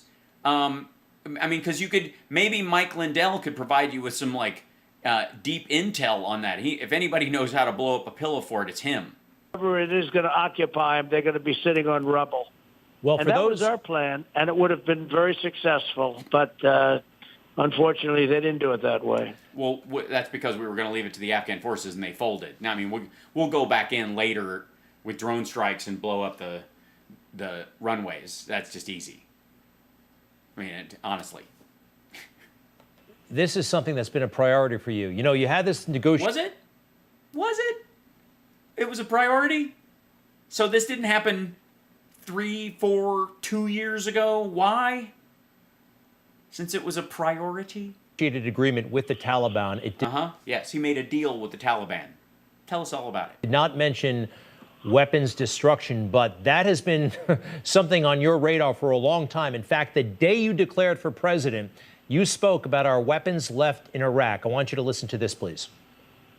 And every time we give Iraq equipment, the first time a bullet goes off in the air, they leave it. That makes sense. I would play that as well. The first time a bullet goes off in the air, they leave it. Last week I read 2,300 Humvees. These are big vehicles were left behind for the enemy. 2,000, you would say maybe two, maybe four? 2,300. Yeah, they're heavy. Sophisticated vehicles, they ran. It's a Humvee. And the enemy took them. Right. They're trucks. And essentially the same thing is happening right now. Yeah, they're getting more trucks. And as soon as a bullet goes off in the air, they leave it. I don't know. I don't know what that means. I'm amazed. That's incredible. No one has said things like this ever. Fort gas bag. I want to show you that picture that we all saw with the 100. By the way, can I show you something real quick, if I may? Let's see. Military surplus outside of Las Vegas. I don't know where the exact one is. I'm sure there are folks around here that know what I'm talking about. Let's see. It'll be in here.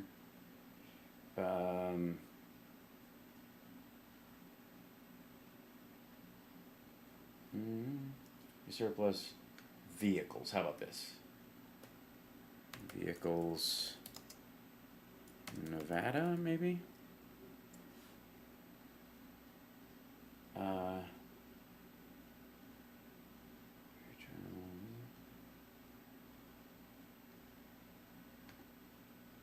Let's see if this go. Yeah, so there's a place, just, let's see where we go this. I want pictures, not video, but that's okay. Close that. Close the player. There you go. So there's a place in outside of Las Vegas. Now, I drive past it every time I drive to LA. That sells military surplus, and this is all stuff that gets brought back from Afghanistan and Iraq and from training and blah blah blah. And there's just this is just gear and shit. There you go. And then there's just rows and rows. These are the ones that are directly for sale that are lined up. There's just they're parked end to end right next to each other for like a mile. There are so many of these fucking things. And they're just sitting in the desert outside of Vegas rusting. There's nothing sophisticated about any of them in that regard. And they're all fucked up, and you can buy one. Thanks, Pace. And nobody's like, oh shit, that's how a Humvee works? Hundreds of people on that big cargo jet. I think it's a C-17. Right. It is a C-17. They're all C-17. That's how they're getting people out. Kinds of people jammed in there. Now, you pointed out you would actually prefer to see Americans on that plane. What was your plan for those who did help us? Yeah, what was the plan for those that helped us? You know, the special immigrant visa people, that you stopped the special immigrant visa program last February 2020? The interpreters, those who worked on the base. What was going to happen to those people? What was going to happen? Let me guess, we were going to handle them so beautifully. In a Trump administration. Well, we would take care of them. We would try, but it's a very big problem because we have so many of them. I mean, we're not making guarantees to people. If you look, I want to get the America. Look, I'm America first, okay? And so are you. I want America first, meaning America. Yeah, that wasn't his question. Let's assume you're going to get the Americans out first. Then what, asshole? Americans come out first. Right. Americans go out first. Then what? How do you handle the people that you help? That helped us. But, we paid them a lot of money. We paid them. Now fuck off. Go spend your money in a war zone full of people that hate you because you helped us. Everyone's giving them credit for being brave and all of the things. Well, we were paying them a lot of money, just like we were paying the soldiers, the Afghans, a lot of money. Jesus Christ. To be soldiers, among the highest paid soldiers in the world. And I remember Mattis used to come and say to me, "Sir, they're fighting for their country." And I kept thinking, I wonder why they're doing that, because, they're fighting their own people. I said, well, that's good. And then I started thinking about it, and I said to somebody, go out and find for me, how much are we paying for them? And it's billions of dollars a year, paid for by the United States taxpayer. Now, once we stopped paying them, once we said we're leaving, it stops paying, they quit. They left. So they weren't really fighting for their country. And I've been saying that for a long time. Yeah, but we're not talking about those soldiers. We're talking about the people who actually helped us, like people who saved our soldiers' lives, literally in battle, literally saving their lives. The story that Rachel Maddow told about the dude Zach and his family who finally got out, he unarmed, bum-rushed two guys who were going to ambush our soldiers, saving their lives. He understood what they were saying. By the time he would have translated it and told them what was going on, it would have been too late. So he just dove on them. But that guy's a mercenary. Fuck. This is what happens when you have a transactional president. He cannot imagine helping anyone unless there's something in it for him completely. This is a man with no friends, just like Greg Kelly. Zero fucking friends. No one he would put himself out for. There is no, even his children. Trump would not put himself out for anyone because he views it as a sign of weakness. And I also said that Karzai, I said that your head person is a crook. Your head person? The president or the prime minister? And he dealt with the the head person. Right, there's a person, it's just a head in a jar he used to talk to. United States Senate, and that was his greatest strength was the U.S. Congress. The senators and congressmen, he had relationships, and every time I'd do something, I'd get calls from everybody. Oh, we have to. He was bad news, Ghani. He was. You were talking about Karzai. Now we're talking about Ghani. Bad news. You're just blending them into one person. He was a con man, and now I guess they just caught him leaving with a lot of money. But I said he is not a leader. I said he will be out before the last soldiers are out. He will leave, and that's exactly what happened. I called it all the way. Well, then why would we stay? Same shit. If they suck this bad, and he knew that the soldiers were just fighting because they were being paid to, and that the president was a crook, still, why stay? What are you talking about? And was that not true last year? Was that not true the year before? He's talking about shit he talked to the generals about in 2018. Well, if that's true, and it's true now, it was true then, why didn't you get the fuck out? I'll tell you why. Midterms. I had statements put out, I think 5 or 6 years ago, that as soon as we leave, they'll stop fighting. That's why I wanted to take all the equipment, because I knew that the enemy would grab the equipment. And that's exactly what they did. They grabbed the greatest equipment that they... No. Humvees are not the greatest equipment. If anybody wants to look into, if you don't up-armor them, how good they are against IEDs, which is the primary weapon of the Taliban, besides the rockets provided to them by the Russians. They grabbed the greatest stuff anywhere in the world, and now they'll be giving it to other nations so they can cheaply copy it. That's right. Yeah, they're going to give Humvees to China. Horrible. The Chinese have not figured out the Humvee. Pentagon this afternoon, I saw General Milley and Secretary Austin. And I want to ask you about General Milley. Of course, I was taken aback big time when he apologized for that walk across the street with you. The same video he played the other day. Apologies seem to be very inappropriate. Now I'm reading some of these books from some journalists down there in Washington, D.C. Fort Getter. There are a lot of problems in these books. Oh, yeah. Big words. They must make... Do they make your brain hurt? Do you have to take a nap? One thing that comes through, General Milley may have been actively working to sabotage your administration. It comes through.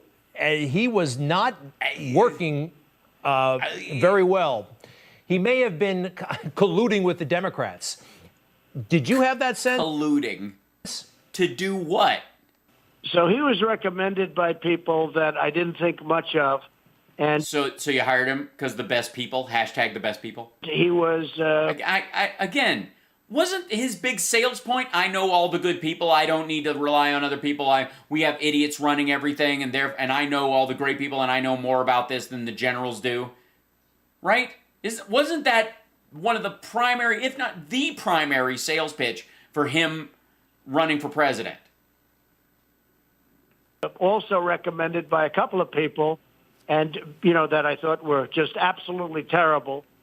So you thought they were terrible, and they recommended somebody, you're like, okay, that's your decision-making process. Seriously, how dumb? This dumb. And I decided, and Mattis, I call him the world's most overrated general. That's a little long. I would truncate it.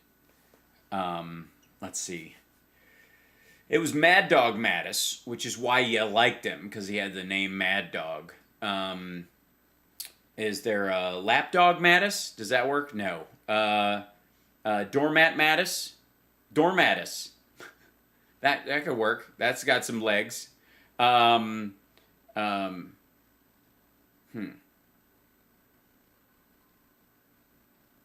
Maximus? We'll figure it out. Mattis hated him. I figured, based on the fact that I thought very little of Mattis. We did a great job without Mattis. Once I got rid of Mattis, we took over. We knocked out ISIS and everything else. I said, if he hates Billy that much, maybe the guy will be all right. That's the one that a lot of people were recommending, but a lot of people didn't like him at the time. And I found him to be very average or less than average. I will say this. When he walked with the President of the United States to a church that had been burned down almost, if they didn't have the fire... Which I think it's to partake in a satanic ritual, which is what you do. You stand outside a burned church and hold a Bible upside down. It's some sort of satanic curse. I mean, I'd have to read on, Tobin Spirit Guide or the Space Catalog. Roofing, which was just put up. It was literally so amazing because that church was built at the same time as the White House. They went up together. He learned that day. And when he went and took that walk, and then he apologized because the radical left started getting on him, I realized I had a loser, and I paid very little respect to him. He wasn't very good. So I am not a fan of that. Was it. It wasn't all the let's stay in Afghanistan a little longer. It was that he didn't walk with me to a church to hold a Bible upside down. I realized somewhere during the period, and he was highly recommended by, not highly, he was recommended sort of the next guy in there. But in retrospect, I would not have made that decision. He wasn't highly recommended, but I hired him anyways. How is this a sales pitch? Decision again. How does this make you look good? How is this, how does any human being, I had these guys, I really didn't think they were very bright, and they gave me some advice, and I took it. What the fuck? He says that all the time. There's a bunch of assholes. I knew they were assholes at the time. I could spot an asshole like you wouldn't believe, like a proctologist on vacation. And they said this guy sucks, but he'd be fine, maybe. And I was like, all right, because I want nothing but the best people. Hashtag the best people. Jesus Christ. This is, honestly, he looks like he's picking on himself. And look at what he's done. He took the military out before he got the civilians out. No, he didn't. Who did the fuck do you think are flying the C-17s? Before he got U.S. C-16s? What am I, drunk? Citizens out. So that would show gross incompetence.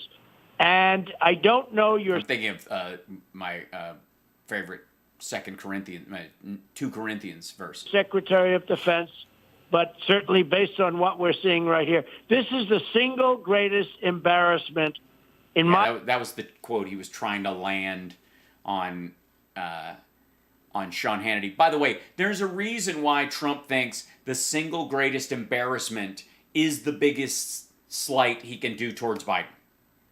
Not incompetence, not even weakness, but embarrassment. because he fears embarrassment and looking bad so much that he projects that fear onto other people. And anybody who's got strength of character to not give a shit about people who might shame them for doing something that they know in their heart is right, don't feel that way. And it boggles his mind. He can't figure out why the biggest fear he has is being embarrassed, largely because he shits his pants, apparently. My opinion, militarily and otherwise, psychologically, certainly, this is the single greatest embarrassment I've ever seen. You know, it's amazing. I don't think we've ever had a greater embarrassment in our country's. See what I mean? Like, he's fixated on the fact that it's embarrassing because his projection onto everyone else is that they're as shallow as he is. History. I can't think of anything. I really can't. I can. 4 years of not doing this. The embarrassing part of knowing full well, apparently, that this was shitty, the government was shitty, the soldiers weren't going to fight, that they were only doing it because we were paying them, that Karzai and then Ghani were both crooks. Knowing this, saying you know this, and yet 4 years you were president and you didn't get us out. If you didn't know, you go like, yeah, we were being told by the generals and this kind of stuff, and we kept going. Knowing now what I would know, I would have gotten the fuck out. You could actually stand on that decision to some degree. It would be weak and stupid, but it would at least be within the realm of believability for most people. But you can't go, I always knew these guys were assholes, but I backed them anyways. And the guy who finally went, wait a minute, these guys are assholes and got out is the bad guy. This is so weird. I mean, the fiasco in the desert when we tried to get the hostages was bad, but this tops that. The fiasco in the desert where we tried to get the hostages? What's he referencing? The media, well, they potentially, Greg, if you think about it, they potentially have 40,000 hostages. They do not potentially have 40,000 hostages. You know, with Jimmy Carter, it was a small number. 500, and they were Americans. That was a terrible thing, but that was... Yeah, but they were all American citizens, and they were being held specifically by Iran. It was a small number of people. They have, but I've heard numbers as high as 40,000, and maybe 10,000, but I've heard numbers as high as 40,000, and that doesn't include Afghans that helped us, et cetera, et cetera. Well, it would. It's actually 11,000 total civilians. I think somewhere in the order of 6,000 have already been taken out. So that would leave 5. Which is a lot less than 40. And we'll have to see what happens. Now, I know the leadership because, I got criticized because they said he shouldn't be speaking to the head of Taliban. Well, who am I? Well, no, I mean, it's not necessarily that you shouldn't be speaking to the head of the Taliban. I would have said not letting the head of the Taliban out of a Pakistani jail and insisting on it on behalf of the American government that happened. That would be a bridge too far. Am I going to speak to? That's the right guy. And I let him know, don't do this, don't do that. I got Abdul. I said, how are we doing, Abdul? We had a very good conversation, but I let him know very strongly what would happen. This would have never... That was an edit, by the way. They cut something out. ...happened if the election wasn't rigged. And there are consequences to a rigged election. Well, yeah, I mean, you tried to rig it and failed. I mean, let's be honest. All the voter fraud you're talking about is the voter fraud that you perpetrated. It just wasn't enough. You just didn't buy enough votes. You thought the ES&S guys came into your office and they said, we think we can give it to you. We can certainly give you Texas, Florida, Ohio, and Kentucky. And with those numbers, you'll go over the top. You don't need more than 65,000 votes. You got them in the pocket. So we'll give you about 67. You'll be rock solid. You won't need any more than that. And then, oh shit, mail-in votes. Yeah, we can't really fix that. This would have never happened. Satire. The southern border was the strongest it ever was, and now it's the worst. I mean, people are pouring in, including... So it's worse after we built the wall. So it was better before we built the wall. So the wall sucks. It's a shit wall. Is that what you're saying? That's what I'm hearing you say. That the wall just was a big mistake. And an expensive one that Mexico didn't pay for. That's what I'm hearing you say. Including people from the Middle East. They're pouring in. Prisons are being emptied from other countries. Yes, all the 8-year-old armed robbery gangs are being dumped out of the Guatemalan prisons. Being dumped into the United States. And it was a rigged election that caused this problem.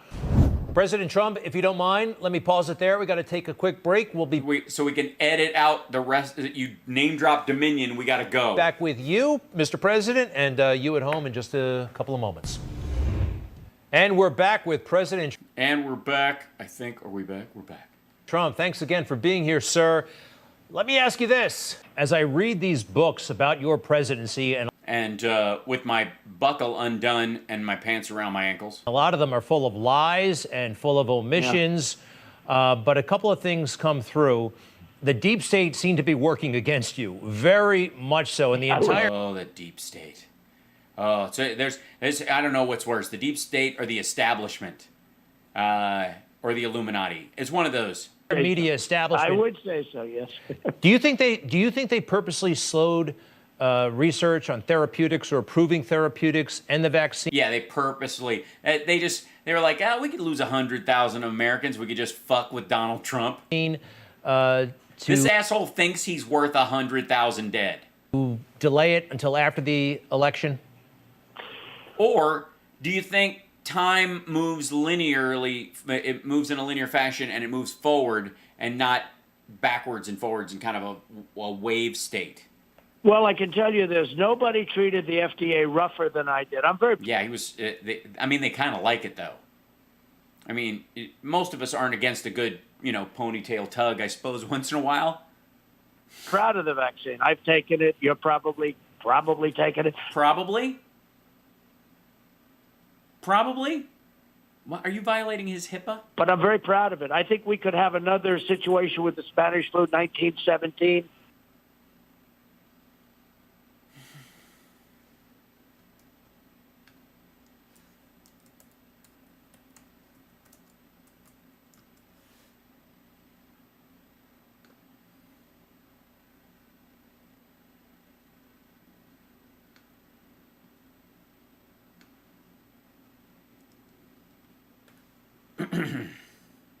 Quit it, History Channel. I'm making a point.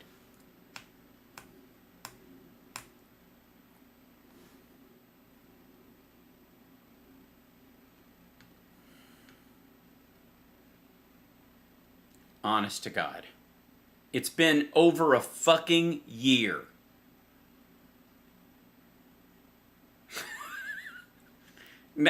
He got corrected live, fixed it in one phone call, and went immediately back to saying it again.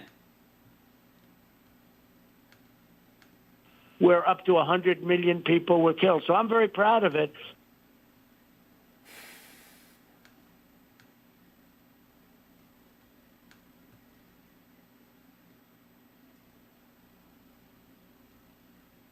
$20 to $50 million estimated. 675,000 Americans. 1918 flu was first observed in Europe. You know.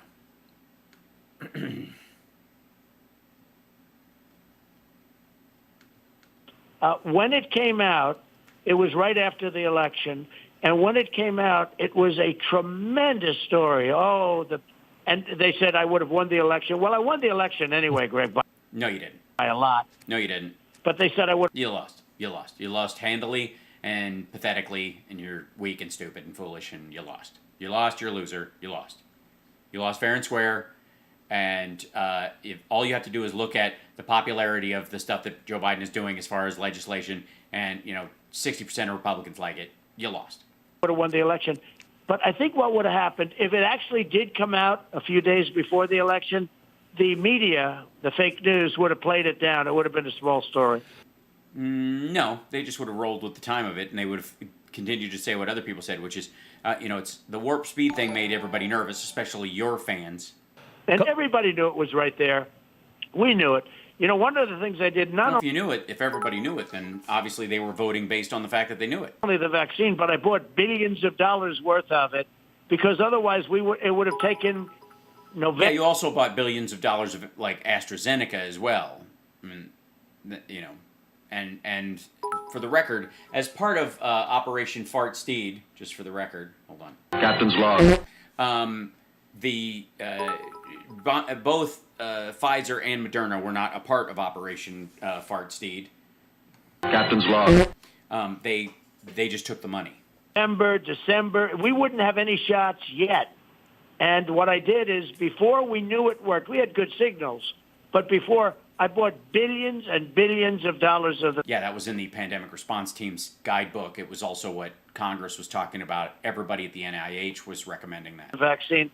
And that's why we've been taking it for a long time now. And without have we? that, we really would have a big problem. And We do have a big problem. Your supporters, because of your great work with Operation Captain's Log, are not taking it, and they're dying. And I do believe people have to have their freedoms and all of that. But, you know, I'd love to see him take the vaccine. I think Biden's hurt it very badly because they don't trust him. Yeah, they don't try. That's what it is. Yeah, they're worried about the technology. He's got a CRISPR-Cas9 in his garage, and he's been fucking with it. People do not trust him. When he said pause on Johnson & Johnson, people don't view Johnson & Johnson. They say the vaccine. And I think that scared a lot of people. What? You know what's wild right now? You know what would have scared a lot of people is if the CDC and the NIH recommended a pause and they went, nah, fuck it. We're going ahead. We don't care. We're not going to check that shit out. Now, Mr. President, you are off social media. The Taliban is on social media. Yeah. Well, they stick to the rules. I mean, they just only post stuff that on there because it's not what you do in the rest of your life. It's what you just say online because that's the only thing they can technically police. They can't just go, undesirable. They have a valid, active Twitter account. But they're not, no blue check? That's got to hurt. Well, they don't. It's official Twitter account of the spokesman of the Islamic Emirate of Afghanistan. So not them, it's just the spokesperson. By the way, his little microphone icon is hilarious. Is he the only Elvis impersonator in the Taliban, or are there lots of them? There have to be. Horrible, hateful people who managed to, as horrible and hateful as they are, managed to stay within the terms of service of Twitter. Imagine that. Solace and refuge to Al-Qaeda, and you are not on social media. Well, you met with them. I mean, that might be a reason to get them off of Twitter. They've actually they made a deal with Trump. I mean, it is. Well, I have Save America, and we put it out, and we're doing great with it, and people are picking it up, and people hear my voice. That's why I'm speaking to you. And yeah, that's way better than Twitter is calling into Greg Kelly's show. You're a very important source. I will tell you that you are source. You're the source. He's the guy reporting it. Never mind. A very important voice. You are. There it is. Look at that. I will say that, Greg, you have a lot to be happy about. Trump is nicer to you than he is to his own sons. So, this country, and you've done an incredible job. I'm just I mean, it's all downhill from here. But because I knew you when you were local Channel 5, right? Local Channel 5. I watched you in the morning with Rosanna. But you've done a great job, and being on, speaking to you now, it's a lot of people. Speaking to other shows that do a very good... Yeah. I mean, I help. I'm certain. I get the show out, so that's good. Good job. It's people. We have a big voice, but to Save America, we issue releases, and it's under Save America. And is it under? It's undersaveamerica.com. Under Save America. It's just, or is it just undersave.america? They get picked up. But you put it down. It's under that, and you get it picked up. You have to lift the thing because it's under it. It's disgraceful when you think that you have killers and muggers and Yeah, there's a lot of muggers on Twitter. A lot of times I'm afraid of some of the trending topics because I've seen some things trending and I clutch my purse.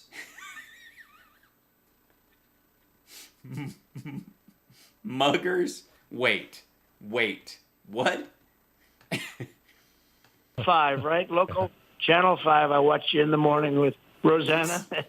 But you've done a great job. And, being on, speaking to you now, it's a lot of people. Mm-hmm. Speaking to other shows that do a very good job. So excuse me for a second. It's people. We have a big voice. But to Save America, we issue releases, and it's under Save America, and they get picked up. But it's disgraceful when you think that you have killers and muggers and dictators and some horrible dictators. And Did he mention dictators? Say muggers again. Holy shit. What?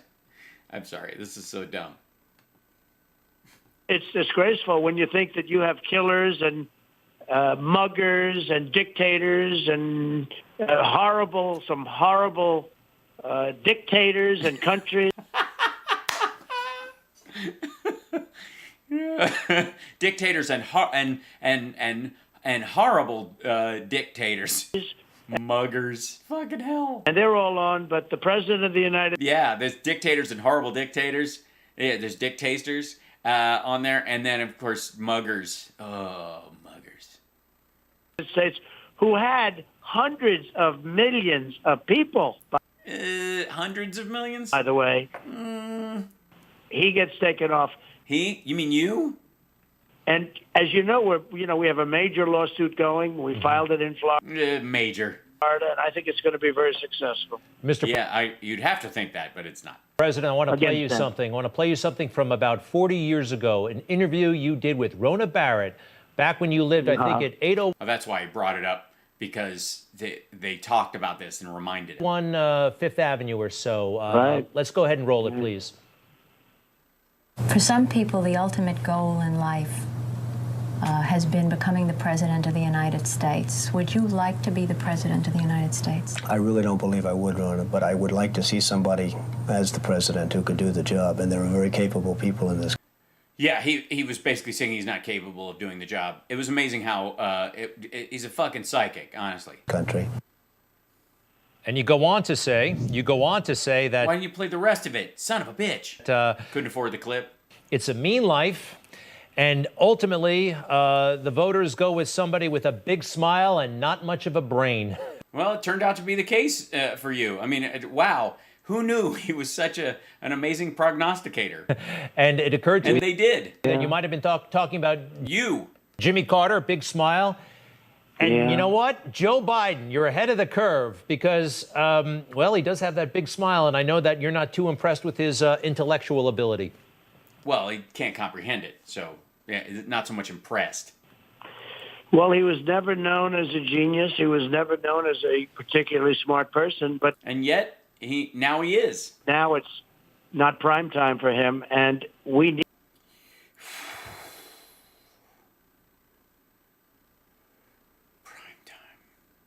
He always does this. He's past his prime, not prime time. That's a TV term. Oh, prime time. You know, President Xi... Jesus, it's not prime time. Fuck's sake. I know. Head of China. If you look at Putin, if you look at Kim Jong-un... Yeah, let me see. Let me check. We should check in on those guys right now. Let's see. Putin... yeah, let's see what... Putin... Health. Oops, sorry.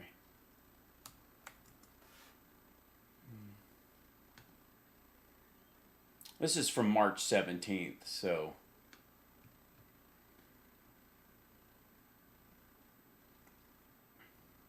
The Russian leader seems to be suffering from serious neurological problems. He forgets or increasingly confuses the intended use of objects. He starts rambling in speeches, which he then forgets about. Putin pushes for the search for the elixir of eternal life. Navalny's first message from prison. He's 100 kilometers from the capital. In Pokrov's colony number 2, a photo of his shaven head. There are increasingly reports the worsening neurological conditions of Russian President Vladimir Putin, wrote Carter 77 website yesterday. The reports came just one day after a message was released from his main opponent, Alexei Navalny, who declared himself amazed there's a real concentration camp 100 kilometers from Moscow. Putin has been suffering from attention and memory loss for some time, as is evident from any reports in which he appears on television or video, which he's done sparingly of late, if you've noticed. The 68-year-old Tsar forgets or increasingly confuses the intended use of objects, touches them and turns them over in his hands, sticks, notebooks, statuettes, and much more without knowing what to do with them, as an analysis by Sportiv Info on March 13 also shows. That's fascinating. Let's take a look at that, shall we? Just give this a... try to do this. Fascinating to me. Whoops, there we go. Taking your browser before browser. Oh, I'm not going to be able to. I think this is what they do here. This might be the thing. Can you translate it? Is there a translate? Can we translate? No, there's not. Oh, damn it. I'm going to have to go through and translate the whole thing. Crap with crappity. All right, well, we'll go back here. Russian president expected to undergo extensive medical tests shortly, but in the meantime, concerns are growing that a crippled and unpredictable leader could remain at the head of one of the world's major nuclear powers. Situation is similar to that already experienced by the USSR in the late years of Brezhnev and his immediate successors. Other rumors from the Kremlin claim that Putin is looking for the elixir of eternal life in the form of a miraculous pills that extend life. Together with neurological weaknesses, these instincts are typical of the excess of staying in power, which lead to the illusion of one's superhumanity or almost divinity. If Putin's Belarusian friend Alexander Lukashenko reacts to this crisis of power with hysterical, aggressive forms, Putin would be assuming a paranoid, mystical condition, seeking immortality through religious, superstitious, and scientific ways at the same time. Yeah, super leader. Now let's see. We go to Xi Jinping, right? This is the whole thing. Let's see. Let's look at flooding, China, something like that. Let's see. This is the, let's see, where's it going? I don't know. Let's try to find something that wasn't, let's see, filters. This week. I'll just do something this week. No? Okay, we'll do it, filters, this month. We'll do it, here, put this up. It's increasingly hard to do. What are you doing? Here. We'll do this kind of thing. Here you go. This is Chinese, the current state of Chinese construction, current state of Chinese megacities running. There's an elevator just stuck in the middle, and people are trying to get out. And it's the floor's off. There we go. Hold on. Let me back up to the whole building swaying. Let's see. Another bridge collapse. Here we go. Get in here. There we go. There it is. Yeah, things are going very well. Okay, they're trying to build this, and then it collapsed on the end. These are all pictures. There should be some video in here. This is the flooding in China. All right, let's try it. Yeah, here you go. That's what's currently going on. By the way, this is not in a lot of the areas where you've seen flooding across the globe. Here in the States or in Europe, for example, it's the result of rains, overwhelming a particular area. All of this flooding is the result of reservoirs that should have been letting off pressure for a period of time because of the rains not being left off, and then the walls breaking. This is all from reservoirs. They're doing it because they want, literally they are terraforming areas where these villages are and just drowning the villages, just washing them out so that they can leave the water there. So that when it recedes, they can clear the area, set up a reservoir again, and they don't have to do anything with the people. This is all the time. This is just constant. This is underground in a building. Just there you go. That road was fascinating. This is outside a hospital. These cars had already fallen over the edge, and then this part collapses because there's no concrete under the asphalt. There's sand under the asphalt. Yeah, that's normal. But please, everybody, tell me, great leader and advanced. They're gonna kick our ass and eat our lunch stories. Let's see. Here's another tofu dredge project. There's just falling over. There you go. Just all the time. Just cracking and falling over. There you go. There's a whole chunk that just fell off. It just fell over. That's because it's all styrofoam. Let's see.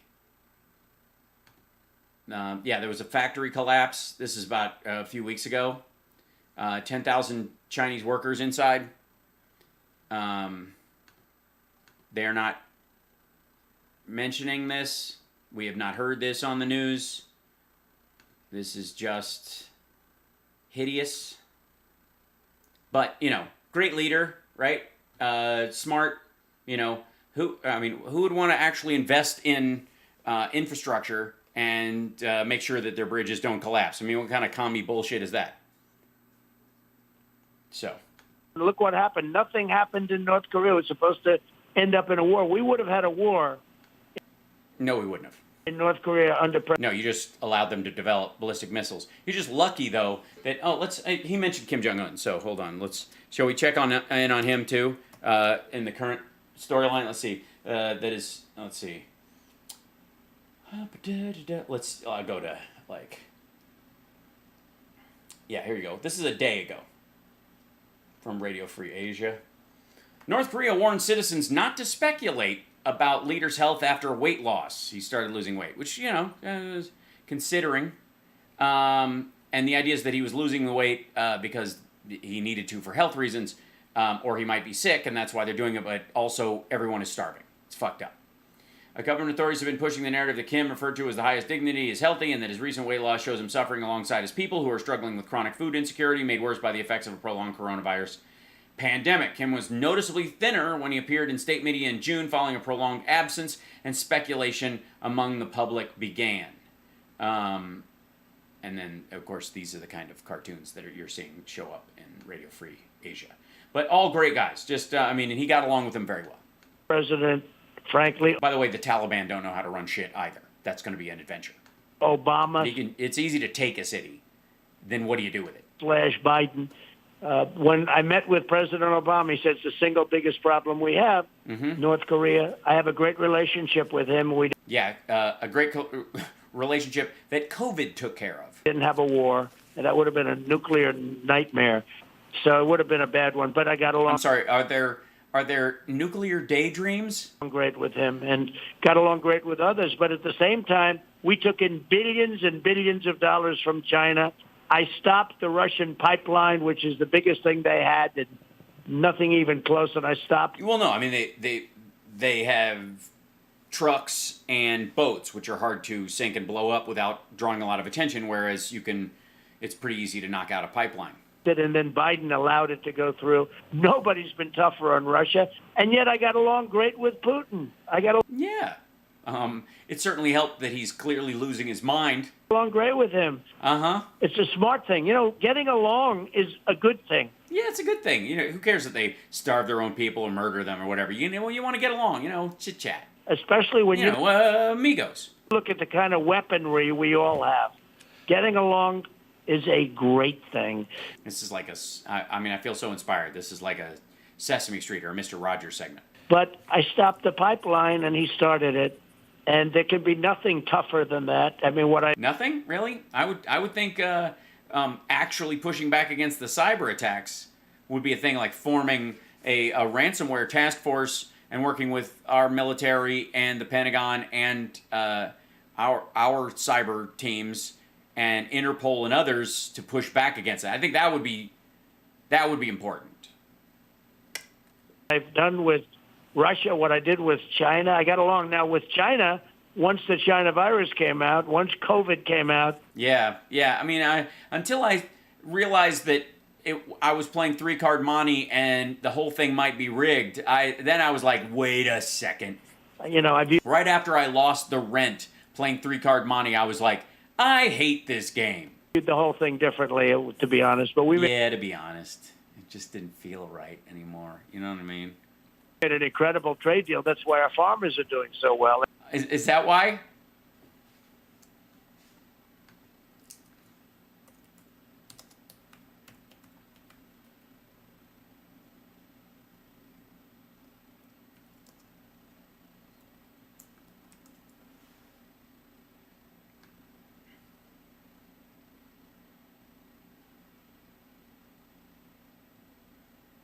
Let's see if they can get the deer.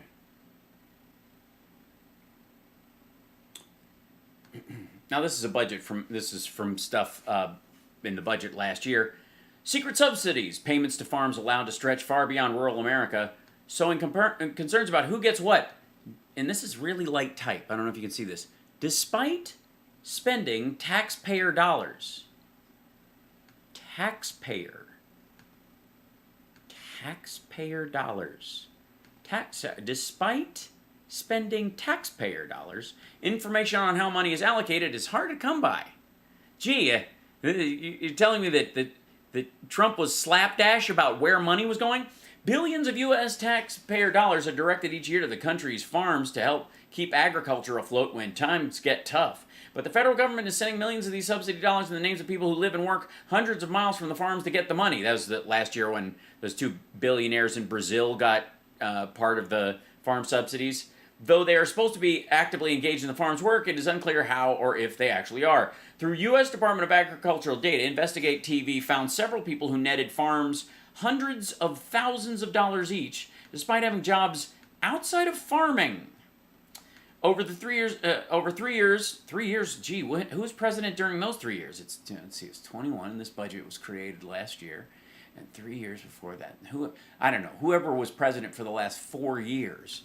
Over the last, almost $340,000 for an NFL luxury suite coordinator, and more than $400,000 for a senior interior designer. Once reporters started asking for additional public documents, the USDA stopped providing the records. The way these taxpayer-funded programs are set up makes it otherwise difficult for the public to see exactly where the money is going and who it's connected to, farmed out. Farming is an inherently risky business, and not just there because of physical labor and heavy machinery. Every year, farmers battle weather, disease, pests. They also face the uncertainty of the market for crops or livestock. Look at this COVID-laced areas that are getting a shit ton of money. Look at this. What is this little county right here? Gaines, Texas, got $64 million. One fucking county? $64 million? That's more than we spent in Afghanistan. No, it isn't. Sorry, they're 48 billion. I was looking at million. So well, total it is. But what's up here? Cavalier. Yeah, that's what I'd call it, with taxpayer dollars. Am I right? Huh? Got it. All right. What's this little guy? Arkansas, County, Arkansas, $60 million. What's this little guy right here? Wharton, Texas. 2 counties in Texas got a total, between the two of them, over $130 million in taxpayer subsidies for farming. The fuck are they growing in Gaines, Texas, and in Wharton, Texas? And Arkansas. That's a chicken farm. That's got to be a chicken farm. Cavalier, North Dakota. Like your style, dude. You make money 1 year, you lose money 3 years. Then you break even the other year, said a 4th-generation Missouri farmer, Darvin Bentlage. That's why the federal government offers subsidies to farms to help mitigate some of the risks, protect them from economic factors beyond their control. Of course, selling most of our shit to China, and while Americans are in food lines. Apply for abundance is actively engaged in farms operations. Many farms use partnerships to organize multiple people under one umbrella, streamlining the process of applying for blah, blah, blah, blah. A lifeline with disparity. Let me tell you how my tractor works. Oh, buddy. It's in your blood. It's not a job. It's not an occupation. That's who you are. It's true. Love farmers, by the way, in general.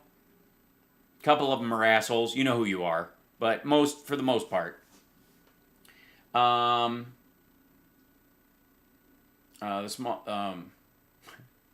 It's stolen land. Yeah, the settlers fought the Sioux for it, who stole it from the Pawnee. All right. Let's see. Yeah, ask the Comanche about the Navajo land. And who gets it back, right? The woman who licensed the journey told the investigator her husband worked for the D-Line Farms as a farmhand around 2016, but was unfamiliar with the subsidy program. Okay, these are people who are filing for stuff. I just honestly don't know. Whippersnappers. Okay, so, but the farmers are very happy because you're shoveling money into Texas. Texas no wonder Greg Abbott gets to pat himself on the back. $120 million in farm subsidies in 2 Texas counties. And manufacturers, because of the China deal I made, the China trade deal. But I don't talk about it. Why not? Because once COVID came out, I felt a lot. Yeah. It's got to be a lot for you emotionally. Differently about the trade deal with China. Who's scribbling? Are you sketching him right now, Greg? You understand. Sure. Yeah, I understand. We all understand. Finally, Mr. President, I do believe the world would be a very different place if you were still in office. Yes, if it had existed at all. And because Joe Biden is not going to, and he's not qualified, he doesn't have the experience to make phone calls like you did to Mullah Abdul Baradar. Oh, yeah, the guy he got out of a Pakistani prison who now runs the Taliban in Afghanistan. I think his name is, and you Yeah, I think so. I mean, as if paper can be trusted. Summarized this a couple of weeks ago in Phoenix. I started off the conversation. I said, Mohammed, how are you? President Trump. Hurrah! Not a lot of social grace, but, you know, that was he was being nice. I think he was being as nice as he could be, Andy. But they're rough, you know, that's all they do is fight. But I said, we're going to come back and hit you hard. That's all they do is fight, which is why I wanted him to be there to negotiate the peace deal that doesn't involve the other party for us. What? Harder than any country has ever been. Thank you, artists. And your village, where I know it's not socialism for the farmers. It's democratic taxation. You are, and where you have everybody. That's going to be the point at which the first bombs drop. I told him that.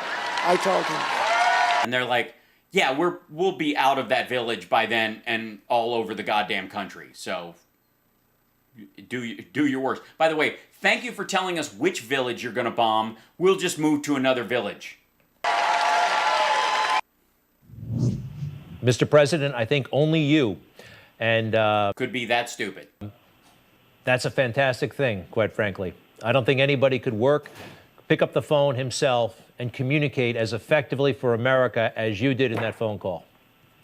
Well, I had an understanding with President Xi of China also having to do with... Yeah, it worked out great. Taiwan. So, basically, that's the parallel you're making? So that's what we're doing. We're making a parallel now. Thank you, Trump, for allowing for this moment. Because, so you're saying that in talking to the now mullah of the Taliban army, that you were going to bomb this one particular village if they tried anything at all, and now they actually have overtaken Afghanistan before we even got our people out at a lightning fast rate with total disregard for whether or not we give a fuck. Now that they've done so, that's like you thinking she was awesome just long enough for him to, according to you, release a bioweapon into the country. Again, why would you be allowed to be in charge of anything? And I said, do not let it happen. Do not. And it wasn't going to happen. As soon as they had this rigged election and the results came out, now you have bombers flying over Taiwan. A lot of them.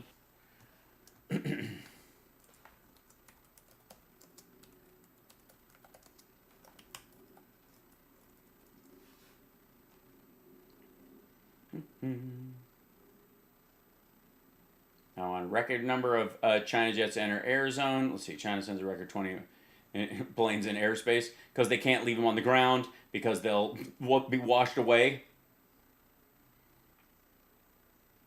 Yeah, I mean, they do this every time.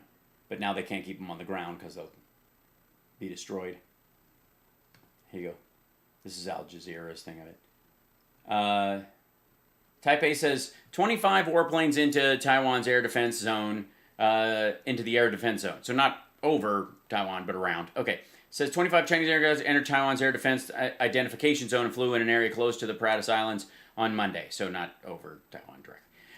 25 Chinese aircraft, including fighter jets and nuclear-capable bombers, entered Taiwan's air defense zone on Monday. The island's government said the largest reported incursion. That's important. Today. There was no immediate comment from Beijing. So pilots got lost, did they? The report comes after the United States State Department on Friday issued new guidelines that will enable U.S. officials to meet more freely with Taiwanese officials, further deepening ties with Taipei. What? What?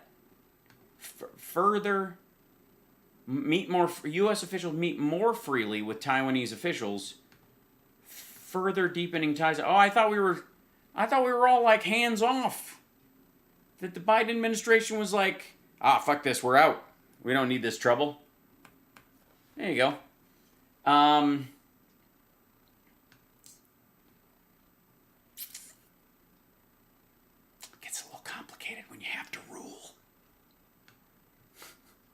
You actually have to do the job. And something could very well happen there, which would... Sure, yeah, okay, I agree. On about every stretch of land on Earth. Never have happened. And you look at inflation. Take a look at look at what's going on with inflation. Okay, let's see. Let's see, inflation. And then we'll look at, let's see, news. Let's see, what do we got about it? Let's take a look at inflation, shall we? Warren Buffett says these businesses do the best during periods of high inflation. Okay, that's good. Kathy Wood versus Michael Burry isn't about Tesla, it's about inflation. Here's what the Vanguard found to be the most potent inflation-fighting assets class. Krispy Kreme is raising its price in September because of inflation. Oh, no. College in America is engineering its own meltdown with tuition inflation. That's not related. 1 million vaccines, soaring wages, fuel UK inflation fears. We looked at this one. Let's see. Here you go. This was the 179 reasons you probably don't need to panic about inflation. This is a long time ago. This is August 18th, 2021. Here's how the price of gasoline changed each month through 2019 compared with the previous year. This is red. Blue means it fell. Okay. Summer. There you go. And by the way, we didn't do fuck all. Yeah. Oh, yeah. March. Let's see. Do we go over here? Do we roll this way? Is that what happens? Coronavirus grip March 2020. Economy halted. Gas prices plummeted. March 2021. This year, they've taken, gasoline prices have increased sharply, 41.8% by July compared with a year earlier. Similar story for used cars and trucks. The prices falling during the pandemic, then soaring as things reopened. Yeah, that's the thing we always talk about. Percentages versus the actual number. When everybody goes, dude, it's like 5,000%. And you're like, that's two people. There's no one here. And the trend follows airline fares. These changes, along with price changes for hundreds of other products, raise an intriguing set of questions. How worried should American consumers be about inflation? For the first time in years, inflation fears taking center stage in mainstream economy. Inflation, an economic measure for increased prices in goods and services, accelerated noticeably in recent months, climbing 5.4% in July over the previous year. That goes to the Trump was saying almost doubled, 5.4%. Prices almost doubled. We looked at the graph for stuff to see what the changes were. Here's the plus 20%. Prices for 152 products are rising compared to last year. Car and truck rental, because nobody fucking rented anything last year. Gasoline, because nobody fucking went anywhere. Used cars and trucks, because there's a chip shortage and therefore new cars are gone, so everybody's buying nice used cars. And a lot of people downsized because they were worried about their job, so they're looking for a used car. They got out of their lease or something like that because they could afford to, because of, subsidies and help and credit stuff that nobody's going to shit on your credit for losing your car during the fucking pandemic. Fuel oil, again, usage. Other motor fuels. Hotel lodging. Gee, you think that's up this year? Propane and firewood. Utility gas service. Airline fares. Prices of nearly 85% of all product categories are rising right now, which sounds like a red flag for everyone who wants to guard against undesirable inflation, but that current level is actually par for the course, historically speaking. Yeah, summer. It may surprise many Americans that even during times of strong growth and very low inflation, like the 1990s, or weak growth and low inflation, like the years following the Great Recession, more than half of all goods and services are usually experiencing price increases, in part because it's awfully hard for employers to cut nominal wages. Even in a recession, the economist see some mild, steady economy-wide inflation as a sign of a healthy economy. The Fed, for instance, actively targets an average overall inflation of 2% each year, so only 3%, give or take, over the norm versus last year. Looking at which products and prices are rising the most after the coronavirus shock, the causes are easier to explain. The sharp pandemic recession and the relatively quick V-shaped recovery from it was a powerful force that significantly drove up inflation in some sectors, but that unprecedented shock will relent soon. You're welcome. Look at inflation. It's going to be here forever. Look at what's going on. We're going to be inflating. Going with these bills are going to drive this country out of business. What's happening is so terrible. Gasoline was at $1.87 a gallon. When no one was going anywhere and too much oil was being produced, so much so that they were giving it away for free, they would pay you $30 a barrel to take it off their hands. Gee, you mean prices were lower? Gallon, and now it's... Please drive. Please go anywhere. Help. going to soon be over $5, and we're no longer energy independent. I was so proud of energy independence. Well, first time I think in the country's history that we were energy. Some people say 80 We dealt with this before. years. But I think in the country's history, we're totally energy independent. Yeah, there was no country before 80 years ago. Totally. And now we aren't anymore. And he's going to see OPEC to see if they could get more oil to the United States. Can you believe? No, actually, not to the United States, to the European market, so that our oil producers, in Texas and places that get a lot of farm subsidies, when they sell their oil, the Europeans don't buy it for a higher price or it doesn't cost more at home. If OPEC produces more, the European price goes down, and then our oil companies can't sell it at a higher price over there, so we can buy it at a cheaper price. I mean, this is baseline economy stuff. Believe this? And we had so much. I filled up the strategic reserves with. Yeah, you did, but you didn't do it when oil was cheaper than free. You waited until the price went up again. That's weird. I kind of think that, if oil prices ever hit negative $30 a barrel, that would be the time to fill up the strategic reserves. Wouldn't you think? I mean, call me crazy. I might be a little naive. But if countries are paying you to get oil off their hands and put it somewhere, they're paying you to do it. That would be the time to put it in your rainy day tanks. Very inexpensive oil, which were, by the way, close to empty. So it's a Why were they very close to empty, asshole? That was more than 3 years into your presidency. The cupboards were bare, and I left them that way. Very sad thing. I mean, I could go on forever. Sure. I could tell you all of these we know. different things that we did. And by the way, hi everybody, thank you and welcome, and don't forget to thumbs up and like and subscribe. All the things I'm supposed to say as a professional streamer, which I always forget to say. And thank you for being here, genuinely. But it's very sad when I see what's happening in Afghanistan, what's happening on the border, what's happening with inflation. Yeah, because you have no power whatsoever. It must be infuriating. It's a very much different country than it was 8 months ago. Yes, thank God. You're going to be at the rally in Alabama on Saturday night. Newsmax will be covering it as we say goodnight. Good. Sir, thoughts on 2024 and you? What are you thinking I can't say anything, but you're going to be very, very happy. Please keep sending money to DonaldJTrump.com. right now? So, look, I love this country. I hate what's happening to it. I hate it. And we're not going to have a country. Yeah, you hate that manufacturing is up, jobs, unemployment is down, child poverty has been cut in half. Anymore, but keeps Terrible. It's fucking terrible. going like this. How do you even, I don't even know how you get out of bed in the morning. Not, I mean that just emotionally, I mean like physically. How do you fucking do it? You just keep rolling until you see the carpet? We're a laughing stock all over the world. And I think a lot of people are going to be very happy. Mr. President, President Donald Trump, thank you so much for joining us here. Yeah, it was, I mean, we're so lucky. Yeah. And to be continued, Thank you very much, Greg. Thank you. You take care. Thank you. We'll be right back. I've got to go cry. I did it sound like he was about to weep? Oh, you're right back. I love that man. I'm just saying, when the former guy shuffles off this mortal coil, Greg Kelly's going to be a fucking mess. Just count on it. Shit.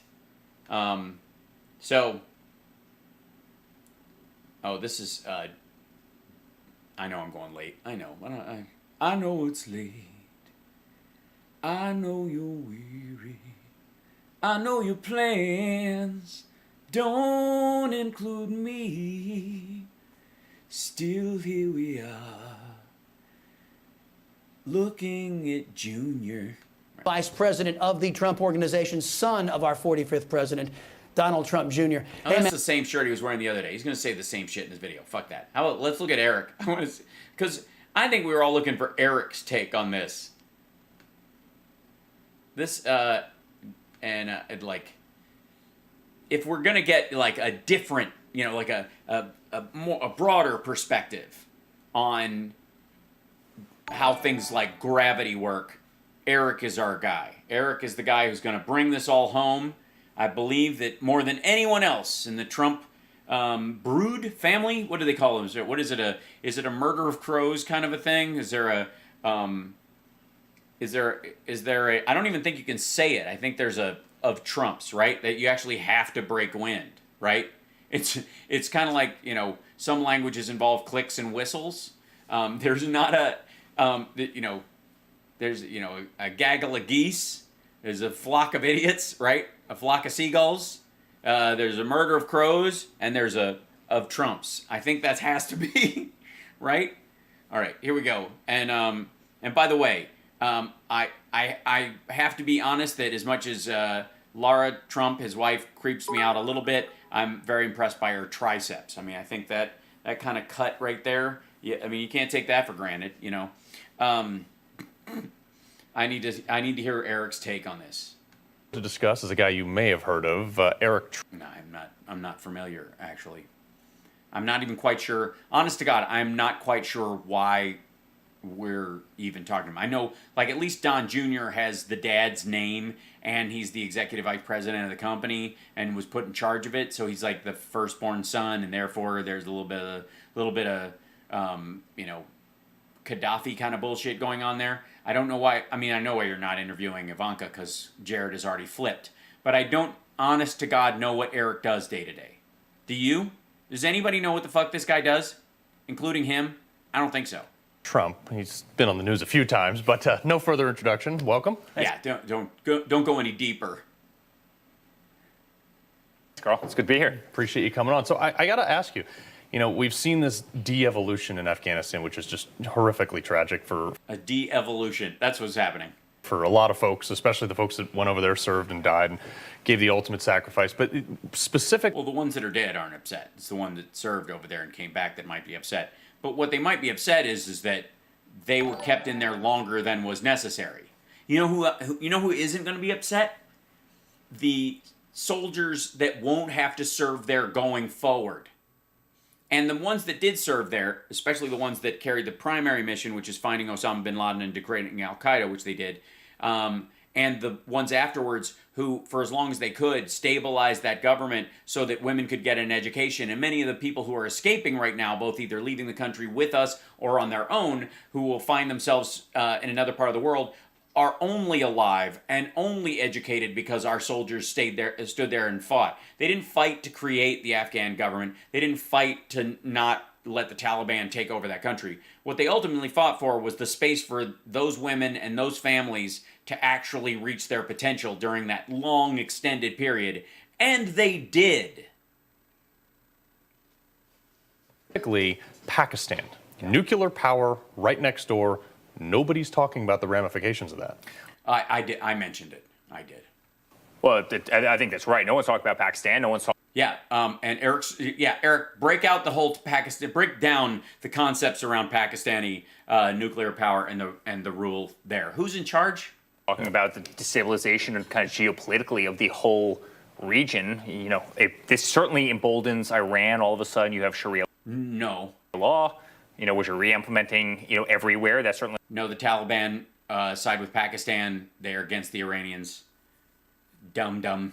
Plays into the hands of Iran. That means Iraq probably falls in some way, shape, or form. And all. Yes, Iraq is going to fall because we left Afghanistan. All of a sudden, you really have a totally destabilized Middle East, which is incredibly scary, especially when you're talking about Pakistan, which is a nuclear power. And, Carl... Tell us. You know how hard I fought and we fought. Yeah, I mean, not on the battlefield. I mean, what are you, Prince William? Yeah. We as a family fought to see literally the world get flushed down the toilet. Literally. I guess, what are we, floaters? 20 years of war, 6,300 Americans who lost their lives over there, people you knew, $2 trillion that was spent over there, and this administration loses a country. Loses it? Loses it. We were leaving.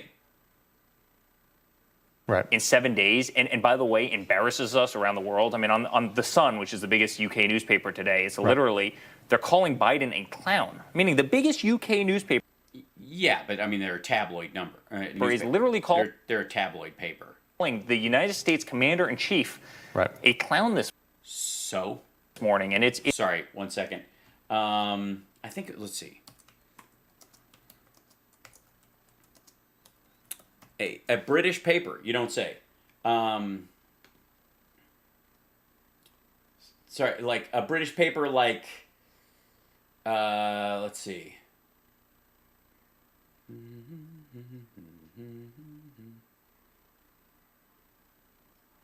Like the Daily News, for example. Hold on 1 second. Like this one, you mean? Like a British paper, like that, or let's see, or like this, or let's see.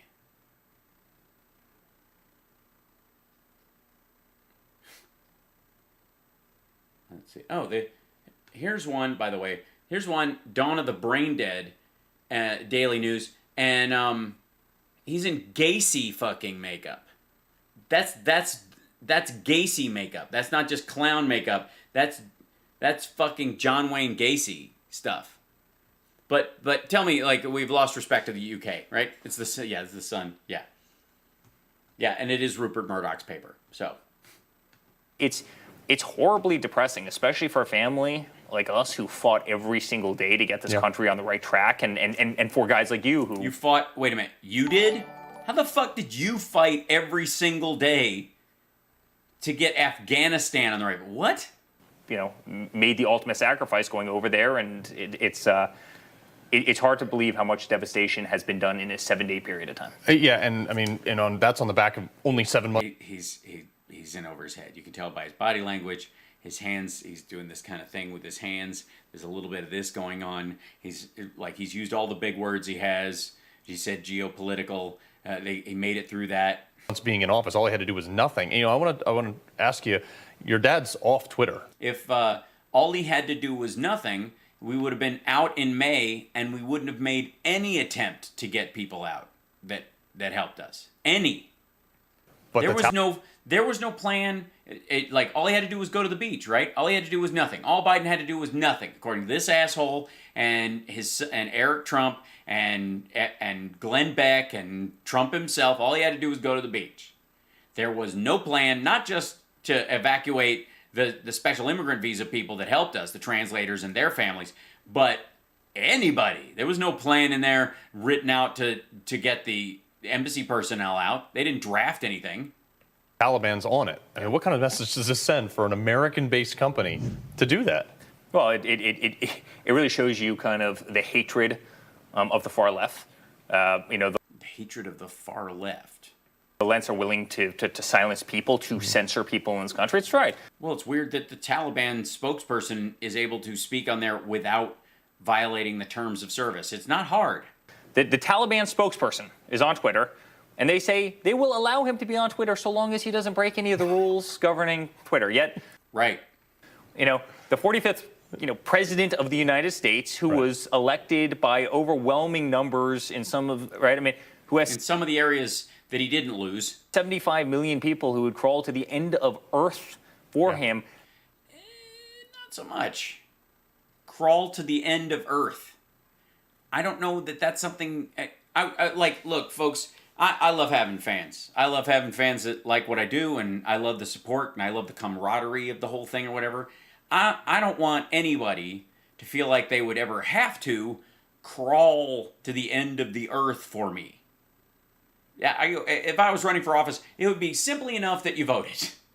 I don't need you to crawl through broken glass to give me a rusty trombone the way Trump apparently, that's how he, verifies that you're a real maggot. Literally can't speak, but these... Literally can't speak. They can speak, but they can't literally speak. Spokesperson for the Taliban... Can post messages. An organization that takes...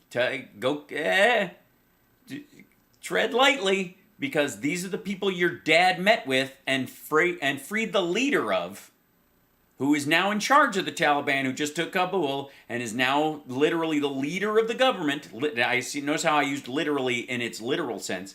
So be careful how you describe these folks, because your dad spoke with them and made this deal. Down the World Trade Center, an organization that hates women, minorities. The Taliban did not take down the World Trade Center. I mean, go through the list of what they stand. And which minorities are we talking about? Like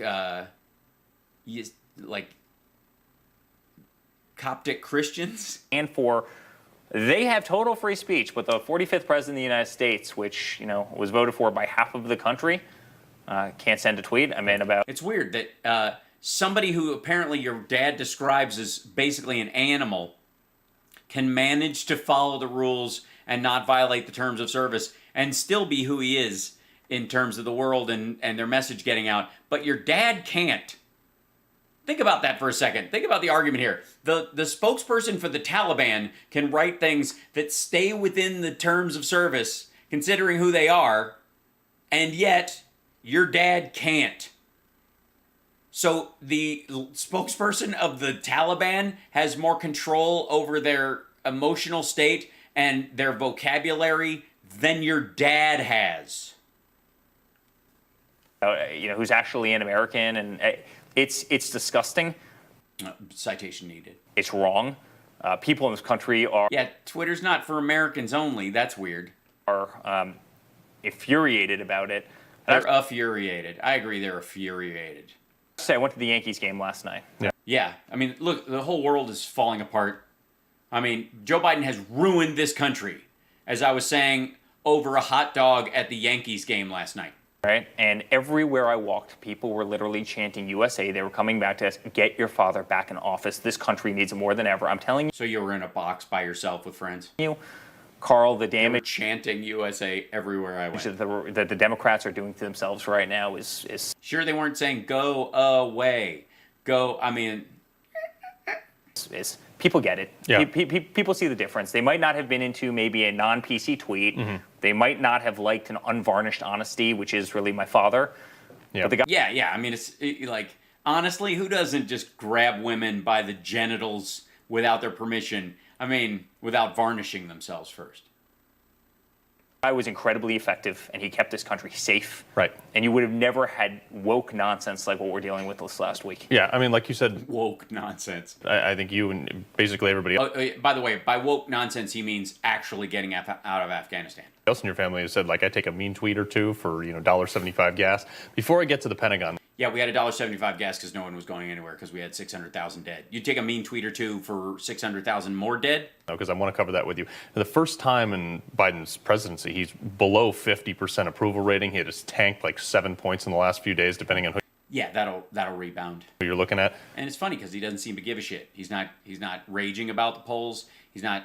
Notice there aren't any tweets from the POTUS account or from Joe Biden that go, "These fake polls are lying about."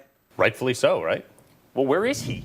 Where is he? He's at Camp David. Wonderful. Camp David's an amazing place, right? He's at Camp David. He doesn't speak to any world leaders as a country is cratering. He won't go. Well, no, he did speak. He spoke. I mean, they're transcripts of the actual calls. He called Angela Merkel. He called the UN General Secretary. I think they had a conversation with. Back to the White House. He won't address this country. He's sitting there at a board table. He did. My father would have never done that. Right. Well, he would have gone down in the bunker and hit him clear. Where he sits at literally the boardroom table at Camp David. He's wearing kind of a sloppy polo shirt. He's kind of a sloppy polo shirt, hunched over. Yeah, sort of hunched over. Where are the generals? They're on the screen if you look. Where is the military? They're literally on the screens, and they're over there. They're actually in. Some of them are in Germany. Other ones are in Afghanistan. Others are on ships. They're nowhere to be found, and I do think that there's a lot to be found in the picture that I saw. People at the Pentagon that have to be held accountable for this because, and you know this, there is no bigger 100%. fan of the military in the world than me. Oh. Well, apparently there is. Oh, yeah. But as you look at Milley talking about, I'd like to understand white rage, and then. You see years and years being dedicated into let's rename every single military installation just in case it ever offended anybody ever. Well, no, we're just not going to name them after Confederate generals that tried to destroy the country. That's a little fucked up. It wasn't because they said pull my finger to the wrong person. Right, and let's do sensitivity training. Like, how about we do more shooting and less sensitivity training? How about Well, the thing is, the sensitivity is about the person you're going to be shooting next to, so that you're not fighting with them while you're trying to fight other people. And it's not sensitivity training, it's diversity training, so you're aware of what you're saying, because some of these folks might come from, let's just say, non-third generation rich kid status. we build more great, we do more, they're more focused on renaming bases than they are holding Afghanistan, a country we spent two... Yes, we are not interested in holding Afghanistan. Neither was your dad. That's why he negotiated the May 1st thing.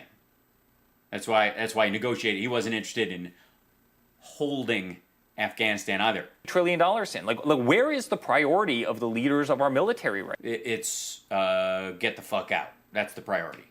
That's been the priority of the people. We've been talking about it for a long time. Biden actually did. Right now. And it's got to be awfully concerning for, our incredible men and women in uniform that... Not the ones who were, aware of what they did while they were there and the value of it and who they were fighting and who they took off the planet when they were engaged in battle, and the ones that are aware that nobody else is going to have to go through that shit unless it's absolutely necessary. That their priorities are, frankly, not on them, but more on kind of this woke culture that has just invaded the service. Yeah, and entertain this for a sec here, because I want to ask... Imagine for a minute. Oh boy. Your dad's in office. Yes, use your imagination. He's out playing golf. Yeah, that's what he would be. Yeah, he's out playing golf. Your press secretary, Kayleigh McEnerney, is out of office reply on her email. Mike Pence hasn't been heard from in, I don't know. Well, somebody might have hung him. 8-10 days. Well, yeah, I would check the nearest gallows, I think. What would be the general media consensus if your father's administration did that? If the roles were flipped and my father was where Biden was right now, we wouldn't be getting out of Afghanistan. If the roles were flipped, we wouldn't be here because we would just stay.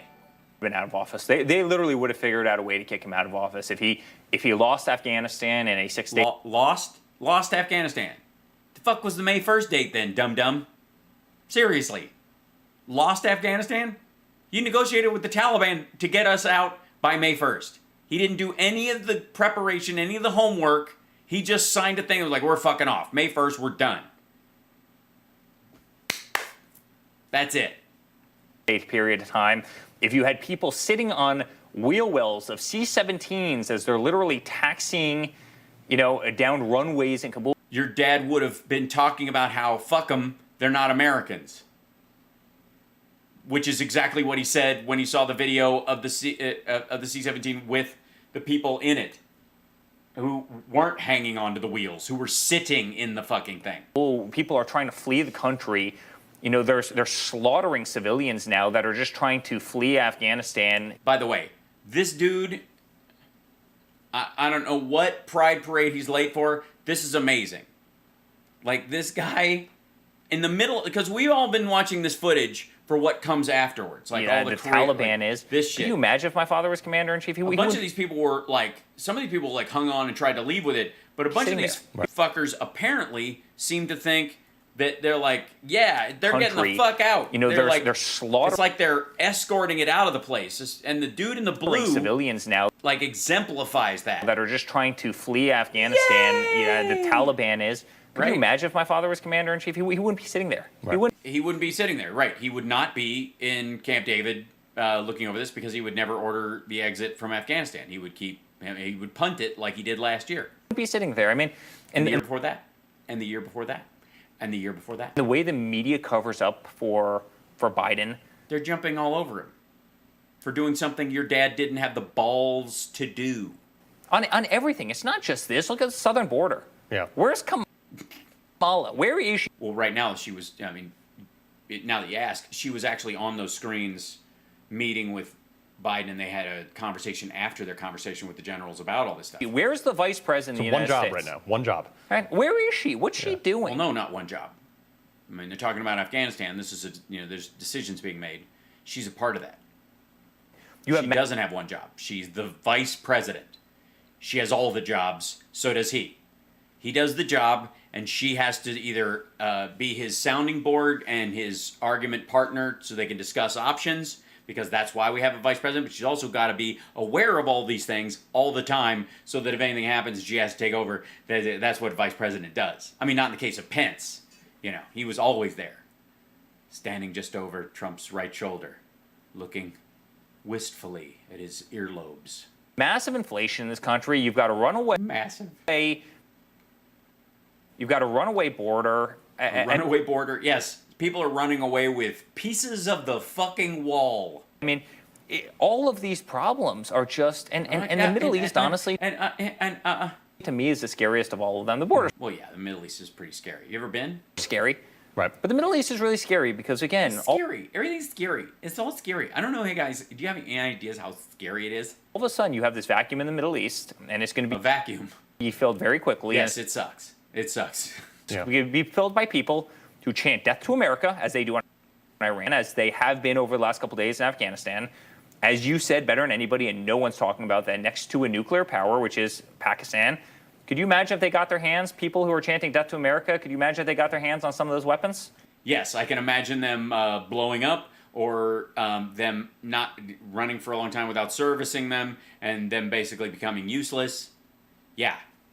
These assholes are borderline Cro-Magnon. That's why they literally, when they stormed Kabul, were saying, a lot of the people running the government, just stay where you are. We're running things, but you're doing things. And even we're going to let some of the women stay in those jobs because, honest to fucking God, we don't know how any of this shit works.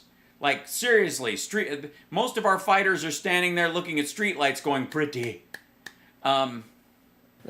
We've got a real problem. Yeah. Yes, you do.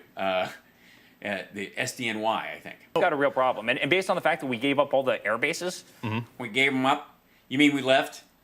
How do we even counter that problem? I mean, we don't counter it. We strafe bomb the runways after the Afghan government is no longer going to be using them, which is what we're going to be doing. Just get ready. Whether you hear it or not, it'll be like there was an explosion. It was us. And they'll just be unusable. They'll be little mini cities. You're literally walking around, having Taliban members walking around with our sniper rifles, flying our Black Hawk helicopters. Yes, holding them the wrong way. They have our drones. They don't have our drones. We couldn't be stupid enough to give our adversaries sniper rifles, drones, helicopters, Humvees. Yeah. Hold on. I just want to see if he's referencing something. Taliban claim American drones? Something like that.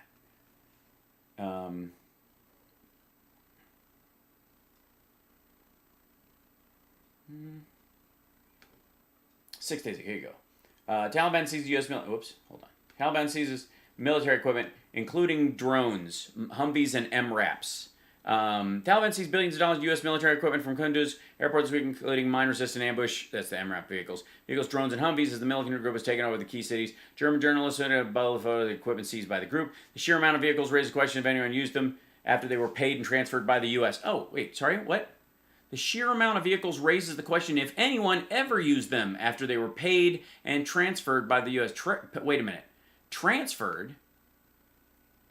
You mean the used shit we gave to the Afghan military? That let it sit in the desert in 122-degree heat without using or flying it? Good luck. Among the equipment taken included MRAP vehicles, Scan Eagle drones, and Humvees. So these are not weapon drones. These are just viewing drones, if they still work. China, the Biden administration's hasty withdrawal without securing a peace deal or a follow-up mission. We already had a peace deal, didn't we? Trump already negotiated it last year. Ends maybe August 13th or some shit. Afghan forces surrendered in Kunduz. Taliban continued to make plan to send additional 3,000 troops to Afghanistan to assist in evacuation amid the escalating unrest. Here you go. And this is where it gets tricky. Taliban seizes billions in U.S. supplied weaponry. This is not our shit. This is the stuff we gave to the Afghan military. The Taliban has seized billions of dollars worth of U.S. supplied military equipment in Afghanistan following their rapid defeat of government forces in that country. Rapid defeat of government forces, not the U.S. government, just for the record. Images of Taliban fighters posing with U.S.-made supplies are circulating widely on media and include weapons ranging from M16 rifles, armored Humvees, UH Black Hawk helicopters, A-29 Super Tucano attack aircraft have also been reportedly captured, which they can't fly. They know how to control some drone stuff. They have 3 drones, apparently, that they've had them before. They got them from either Pakistan or a weapon supplier that circumvents the Iranian rules. Videos show Taliban running suspected vehicles left behind by the Afghan government, open crates of new firearms and other military equipment, including drones and night vision goggles. Everything that hasn't been destroyed is the Taliban's, now a U.S. official told Reuters. Yeah, that's the stuff we gave to the Afghan government. Has provided the Afghanistan government with an enormous supply of military equipment as part of the $83 billion it spent nearly the 20-year course of war on to train and supply the national security forces. That's just training, right? So these are all training gear. According to the report from the Government Accountability Office reviewed by Kiel, the U.S. Supplied Afghan forces with more than 75,000 vehicles between 2003 and 2016. If you guys will recall, along with nearly 600,000 weapons, 160. Okay, there it is. Some of the equipment has been lost or destroyed by U.S. officials. But U.S. officials told Reuters Taliban now controls more than 2,000 armored vehicles and as many as 40 aircraft. Afghan military pilots reportedly used about 50 aircraft to flee the country, effectively removing them. Yes, very effectively removing them from Taliban control. Very effective. It was an effective way to remove them from control. We will use them to escape. Pricey trophies. Given that some of the more advanced equipment will be hard, if not impossible, to use, what I say? What did I say? What did I say? What do I say?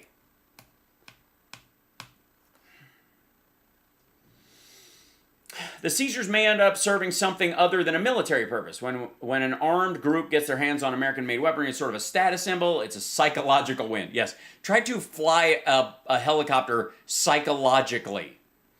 Still, there are concerns that the equipment could find its way into more advanced operators, potentially ISIS, Russia, or China. Yusuf said the loss of equipment should raise serious questions about U.S. strategy. Clearly, it's an indictment of the U.S. security cooperation enterprise broadly. Yeah, broadly. It really should raise a lot of concerns about what is the wider enterprise that is going... Yeah, why in the last 7 days as the armed forces fell, and they were taking fire from the Taliban or retreating themselves, or between the two of them hugging each other like brothers and welcoming them back, why didn't we strafe bomb those groups, that mixed fighting group of people in the middle of all this shit? Especially when all that stuff is tagged and we can blow it out of the, use a drone or an airplane to blow it off the face of the earth later. Fucking hell. When do you think we can't do shit? All right. White House mulls options. One military official told Reuters the Pentagon has not ruled out airstrikes to destroy the larger pieces of equipment, such as aircraft, though no decisions have been made. Well, of course not. They're not going to tell you, but that's exactly what they're going to do. It's exactly what I told you. How right do I need to be? By the way, I'm sticking to my Guantanamo thing even stronger now. Shit, man. Like, does anybody think this stuff through? I mean, this is the shit on America crowd right now, like running rampant. Tanks, but yet here in America... You and I can't have an AR-15. They want to confiscate our guns. Bo, the Fifth Column, did a great piece on equipment left in Afghanistan today. Carter, I saw the icon for that one come up, and I didn't get a chance to watch it, but I'm fascinated. I mean, it's unbelievable. I mean, it's very believable, because you're dumb. Your inability to comprehend things does not dictate reality, dum-dum. It'd be funny if it wasn't funny. Shit. There's my show quote. Our guns. I mean, it's unbelievable. I mean, it'd be funny if it wasn't funny. I know. I agree. That's the name of... That's my new autobiography. Confiscate our guns. I mean, it's unbelievable. I mean, it'd be funny if it wasn't funny. Shit. It'd be funny if it wasn't funny. We talk about this domestic... Well said. Don't go back and fix what you said.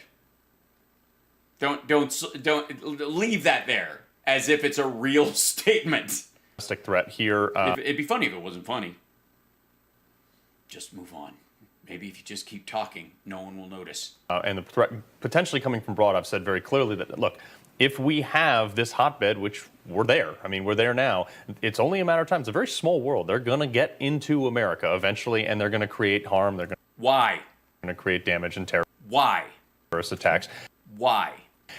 And wouldn't the chances of that be higher if we were still there fucking with them? The Pentagon, that's their... And why can't we hit them without being in country? job. Are we going to set up a base in every country that has people in it that mean to do us harm? Because if we do, I recommend that we set up a forward offensive base somewhere around Arkansas.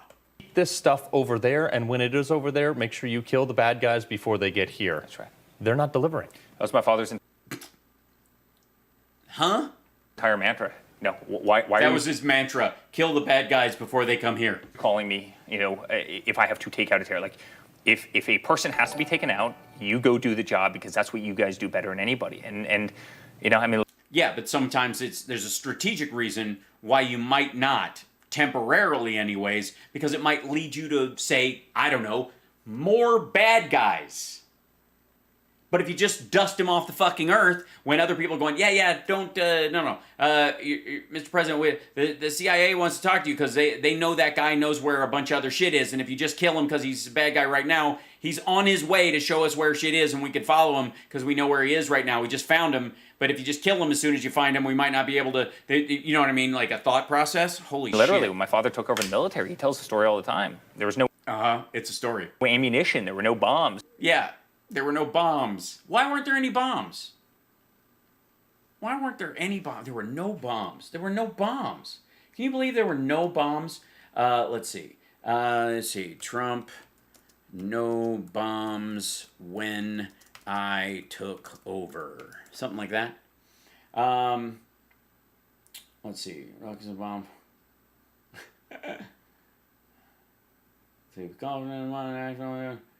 Let's see, 2020, bagger held on back, well, that's not,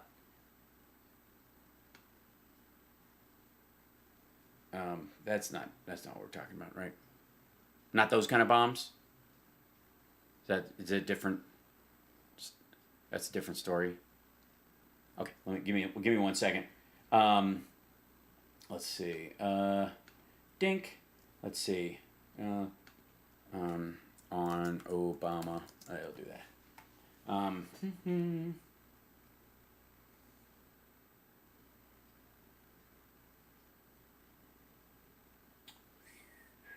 Okay, let's see. No, I think ammunition. I'll see if I can find it that way, because I think you can't go on Eric's wording otherwise. Let's see. Trump, here we go. This is basically what he's talking about. I have to shrink this down a little bit. It's too big. Whoop. Trump's claimed that when I came in, that we had no ammunition. When I took over, it was a mess. One of our generals came in to me and he said, "Sir, we don't have any ammunition." I said, "That's a terrible thing you just said." He said, "We don't have ammunition. Now we have more ammunition than we've ever had. We were very low. I could say it even stronger. I don't want to say no ammunition, but that gets a lot closer," which he'd already said. This is a good example of how Trump's most repeated claims tend to become more exaggerated over time. The president has insisted in recent weeks, when he took office in 2017, the military brass told him there was no more ammunition. As the quotes above show, the claim quickly grew from snowball to avalanche. Trump hedged in September. "We were very low. I don't want to say no ammunition," but 1 month later, the hedges were gone. One of our generals came in to see me. We said, "We don't have any ammunition." Okay. The facts. Military leaders began to voice concern about Obama's second term that stockpiles of precision-guided missiles were running low. However, U.S. officials were taking steps to address the shortage before Trump took office. We've recently been hitting the ISIS with so many GPS-guided smart bombs and laser-guided rockets that we're starting to run low on the ones that we use against terrorists the most, Ashton Carter said in February 2016, nearly a year before Obama left office. So we're investing $1.8 billion in fiscal year 2017 to buy 45,000 more of them. I've covered this a couple of times last year during the rallies, especially when this bullshit came up. But let's be abundantly clear. The reason we were quote-unquote low on ammunition a year before Trump says they told him they were low, by the way, these guys always wanted more, so the way you tell, you get what you want from Trump is to blow smoke up his ass and tell him he's the only one who would give you the great stuff, and he'd be a real, you know, like it'd show real guts on his part. He's real tough. That's how they would do it. And by the way, the reason the Obama administration liked these PGMs was because it lowered the civilian casualties. Trump gave up on these things largely about a year and a half in anyways. He preferred Moabs and other shit, like just like randomly dusting areas. And he gave the military leaders in those areas the leeway to do it. He pulled back all of the rules of engagement that Obama had put in place. The reason they were running low was because they've been hitting ISIS with so many of them, smart bombs and laser-guided rockets, because that was Obama's specific choice. Like, how do we kill terrorists and terrorists alone?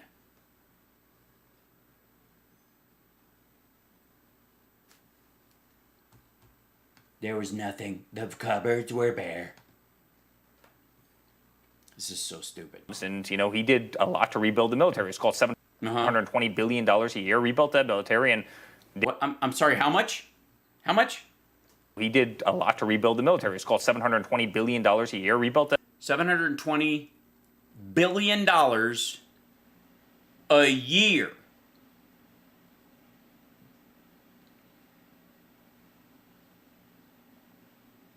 Of a year. $720 billion a year. That military, and they were dropping bombs in record numbers to keep these people's heads down. And, you know, everyone around the world had a lot of respect for my father. I mean, when he took out Soleimani, when he took out many of these people, right? I mean, he was... Dropped to Moab. He was... right, because he didn't give a shit about any collateral damage or civilians. He dropped Moabs. That's what he did.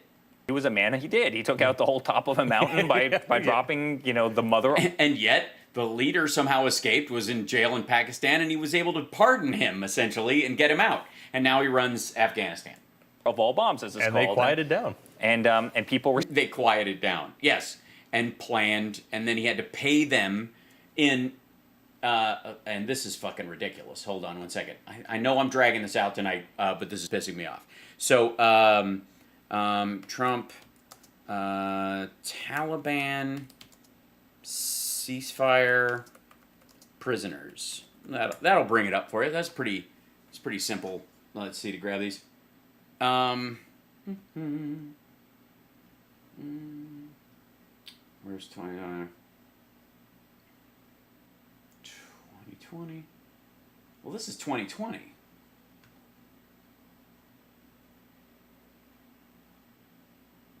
Kabul, Afghanistan. Okay. 20. Let me find this.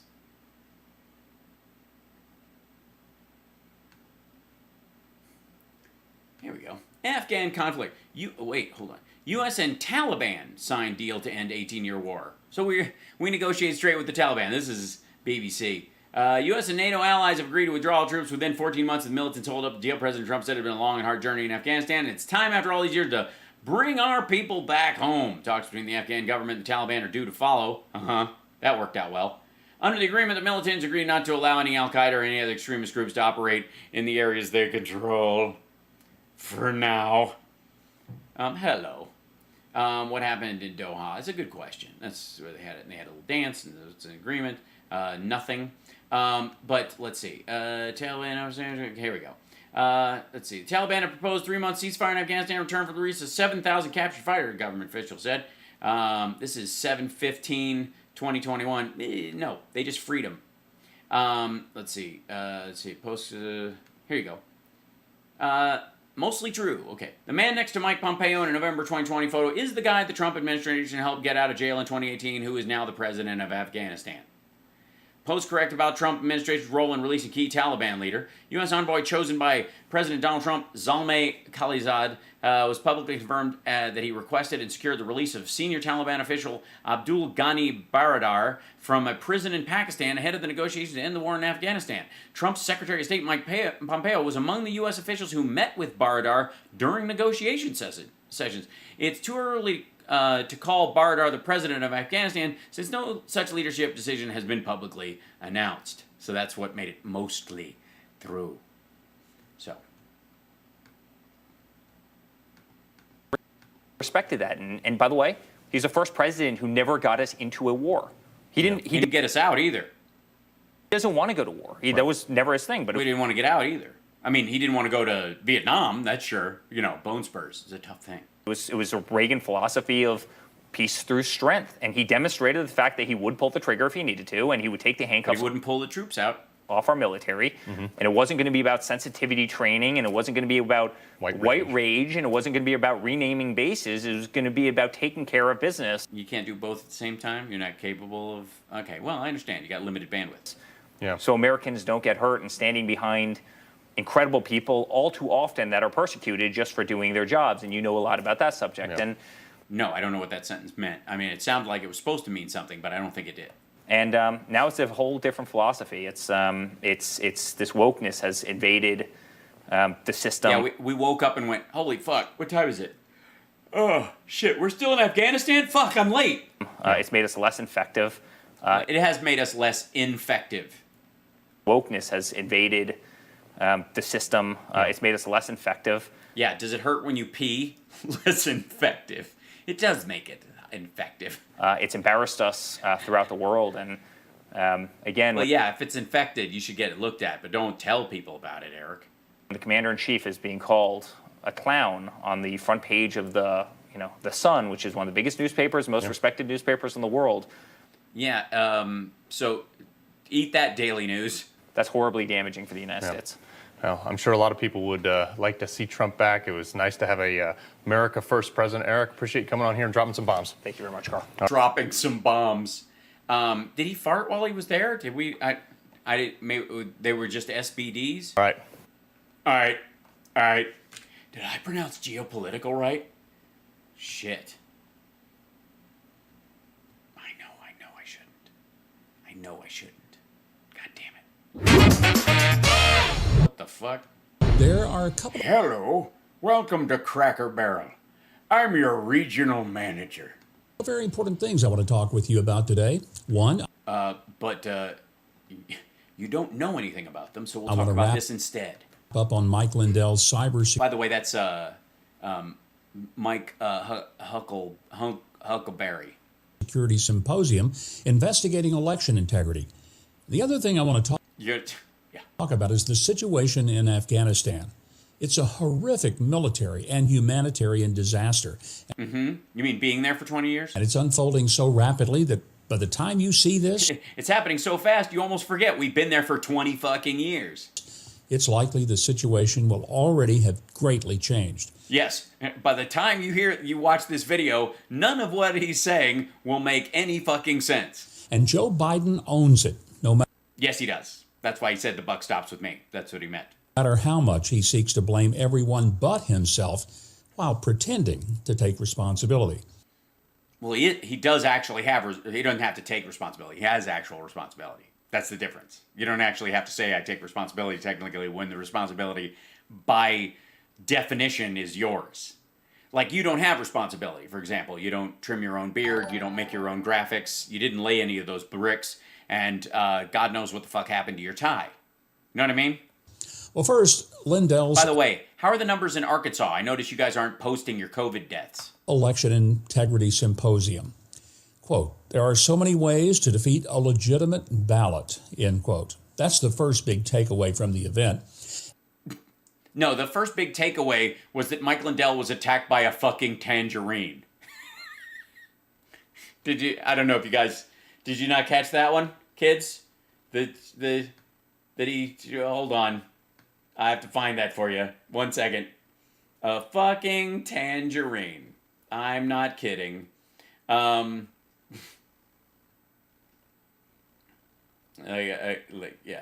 Where is it? Damn you.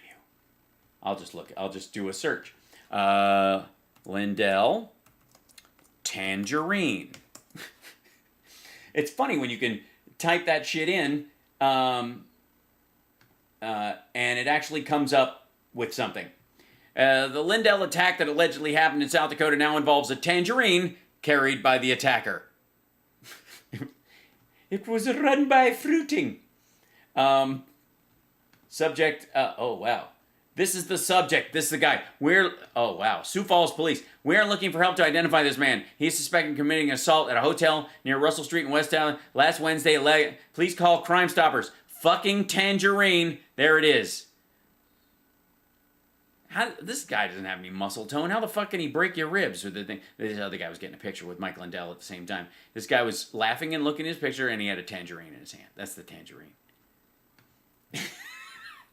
If anyone has seen this man or this tangerine, please contact Crime Stoppers. I'm not kidding. It actually says Crime Stoppers. Should be Citrus Stoppers, but we'll work on that. Fucking hell. Experts clearly showed the combination of factors making election outcomes vulnerable and open to question, potentially leading a targeted candidacy to death by 1,000 cuts. Well, yeah, that wasn't what was asserted at the thing. The thing that was asserted was a giant hack by China, and every other little thing was just a bunch of bullshit. It kind of actually killed the idea that there should be that it was a lot of different factors, which, would have made this thing last a little bit longer. So I'm kind of happy Mike Lindell had his stupid little gathering, because it kind of shot that in the foot. Have the tangerine. There ought to be agreement at this point that electronic voting systems are not guaranteed secure. Well, no, that's why we have paper ballots, and they go into a lockbox. A lockbox? I don't pretend to be a cyber expert. You don't even pretend to know which end of the phone to talk into. But these systems can indeed be connected to the internet and hacked by any geek who knows how to do it. Well, technically any person who knows how to do it, whether they're geeky or not. I don't give a shit if they go to Comic-Con. If somebody knows how to hack something, they know how to hack something. They don't have to be a geek to do it. But some people nice anti-elitism, I guess, are very unhappy with Lindell for trying to point this all out. No, they're very happy with him failing to actually prove it. Wednesday, after the symposium, Mike Lindell was assaulted with a tangerine. He got punched in the ribs at the He did not get punched in the fucking ribs. Close of the day. And on Thursday morning... Why the swipe graphics? You're going to give... If Mike Lindell is watching this, he's going to get PTSD. He related... Why don't you just... If you're going to put in sound effects, why not just, just when you swipe past these, just... Yeah. Ah! Fuck! Oh! God damn it! Was that Ow! Shit! Lemons! Oh, it's a tangerine! Oh, fuck! Hold on, let me jump over them. There we go, I'm fine. There's another tangerine. That was a kumquat. Fuck that. Another story of heavy-handed opposition, saying it wasn't just Tina Peters, the county clerk from Mesa County, Colorado, who I talked about last time, who got raided, but also a colleague of hers at his home. What? He was there with his 4 kids when state officials came knocking and then confiscated all his electronics, even the kids' computer games. Oh, they took the kids' computer games. You mean the ones on his fucking phone? Though Lindell must now admit that he can't just drop some big bombshell and get Donald Trump reinstated as president. He got He hasn't done that yet. Excoriated in the media for even suggesting that. Well, yeah, you do understand that he should be. That's fucking ridiculous. He did bring concerned people together on the critical issue of election integrity. Yeah, he brought them together. Like an anti-vaxxer Facebook group brings people together. So just because voting equipment can be connected to the internet, can we determine that it was? Yes, and it wasn't. One whistleblower, anonymous due to fear of retaliation, or because they're a liar, brought a photo that was taken at the TCF Center in Detroit, which is Wayne County, Michigan. It's a photo of a computer used to process absentee ballots at a recent local primary election. A local primary election? A local primary election? You mean not the same machines used for federal elections? Something internally used by the parties? Let me guess. Republican primary? Election workers had been instructed to keep all devices in the counting facility in the airplane mode. But when the whistleblower turned that off, several internet connections appeared on the screen. Even if this was some internal network, it would still have been vulnerable to other devices. Yes, the Chinese are very interested in local Republican primaries. Not being a computer geek myself. Or not actually knowing how to do anything with a calculator other than make boobs show up. I can't independently verify this. You can't verify it at all. And by the way, you have a whole team of people, many of whom obviously do computer shit because they put a little graphic on here and they made that thing work, which is obviously broadcast onto those screens. Those are multiple screens or projected. They do that, so they obviously could go, yeah, I looked at it. Yeah, it's bullshit. This claim as I'd like to, but it's just one of so many that even if the devices are actually airtight, I don't see how faith in electronic voting can be maintained. Well, I do. You know how? You put in a paper ballot, and it stores the paper ballot with the vote and in a secure location so that if there's a recount, you can look at the recount. And they've done recounts, and they match up with the actual ballots physically put in. So if China just inserted votes, magically there would be a bunch of votes and no paper. But that never happened. Not once. That would be the big fuck you to Mike Lindell's entire theory. America as a democratic republic airtight titties can't continue this way. Fortunately, some of the experts at this symposium had some pretty good ideas for creating a new and secure system in which people can and for a short, just a little bit of a fee, you just come on. If we can find some way, I got to tell you right now, look, Jerry and I have been working on this machine, this contraption for a little while, and it runs on ordinary tap water. Actually verify that their vote was counted as intended. This is an issue. Yeah, with a paper ballot, which goes into a thing, and that's what exists on the Dominion machines. Some of the ASNS machines don't do that. Wonder why. That should unite both parties. Yeah, we had more of a paper trail in this election than any in history. And increasingly, I finally made Hal giggle. Yes, actually does. As according to a recent Rasmussen poll, 71% of Republicans want forensic audits, and 55% overall do. Now let's turn to the gut-wrenching news coming out of Afghanistan. Oh, gut-wrenching. Where 2 million people voted out of 38 million, and yet somehow the government just doesn't feel like it's got the strength to carry on. It sickens me to think of the magnitude of this disaster. The swift triumph of evil and the Taliban's humiliating mocking of America by meeting with Trump last year, you mean? As they seize our advanced weapons and... Again, what is the whole... Can we at least... Is there something like a better sound effect? Like, that works for you. You're a Bubba, right? Isn't he... Isn't fucking Huckabee one of these asshole phony hicks? Dude who lives in a gated community, wears a suit every day, who pretends to go fishing. About to spread radical Islam worldwide from the presidential palace. And yes, the Taliban was speaking to the press while President Biden was hiding out at Camp David. Was he hiding out, or is he meeting with his advisors via internet, which is what he was actually doing? The pain that our soldiers must be feeling, men and women who sacrifice so much to help the Afghan people. Right, but did they work that hard to make sure we stay forever? So many having lost their limbs, their buddies, and their lives as they watch everything they fought for unravel within just a few days. And the terror of the people of Afghanistan. And that would have been different 6 months from now, a year from now, 5 years from now? Why wasn't it 5 years ago? Afghanistan, especially those who helped and trusted us, they were abandoned to those aren't those people, by the way. Face the wrath of a pitiless conqueror. Yeah, if you're going to show the wrath of a pitiless conqueror, again, the fucking dude in the magic blue who looks like he should be in a Cat Stevens video is not the picture you want to use. Horror, look at this, red state. Horror at the Kabul airport. Yay! Yay! I'm free. This doesn't sell horror at the Kabul airport. Look at this, mixing maroon and baby blue. That's just a mistake, fashion-wise. I'm just saying.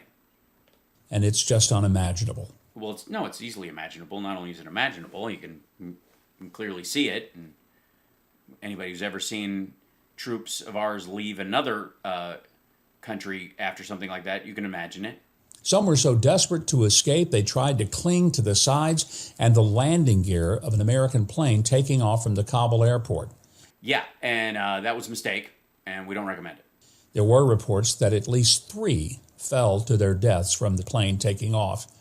And of course, as the Taliban took control of Kabul, one of their first orders of business was to release imprisoned al-Qaeda and ISIS terrorists so they could go back to killing and enslaving innocent. That's weird. Let's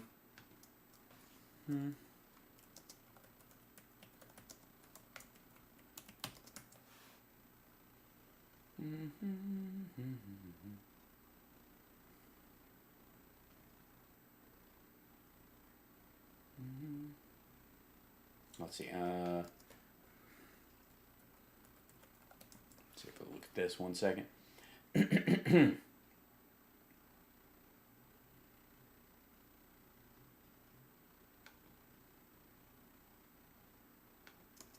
Let's see. Let's do it that year.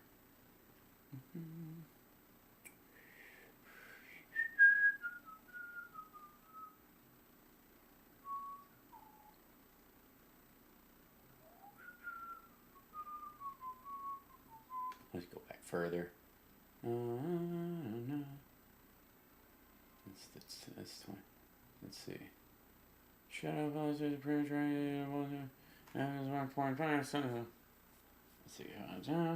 U.S. tries to push on Trump removes. Let's see. Maybe 2018. Look at that one. Even further back? Is that what happened? Because the big story is that he released the main dude,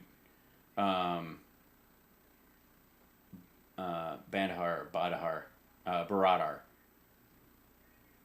Let's see, 10.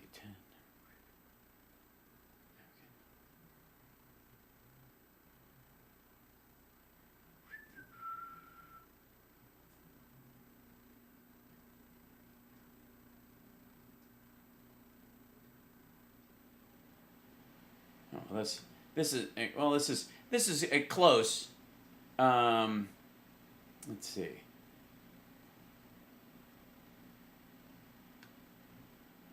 This is just in Yemen, little fun little country.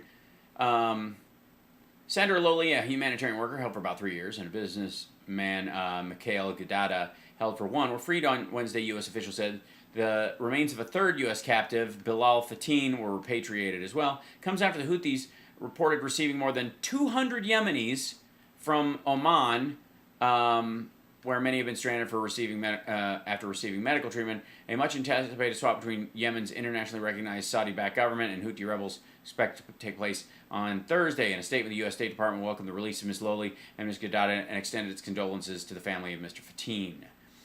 So we were engaged in that prisoner swap in Yemen. Let's see. Most of these, like I said, most of these stories are about Trump pardoning people because of the timing. Let's see. Claimed to ban on women driving, but Afghan president staunch opponent Taliban survives blast. I can go back even further. That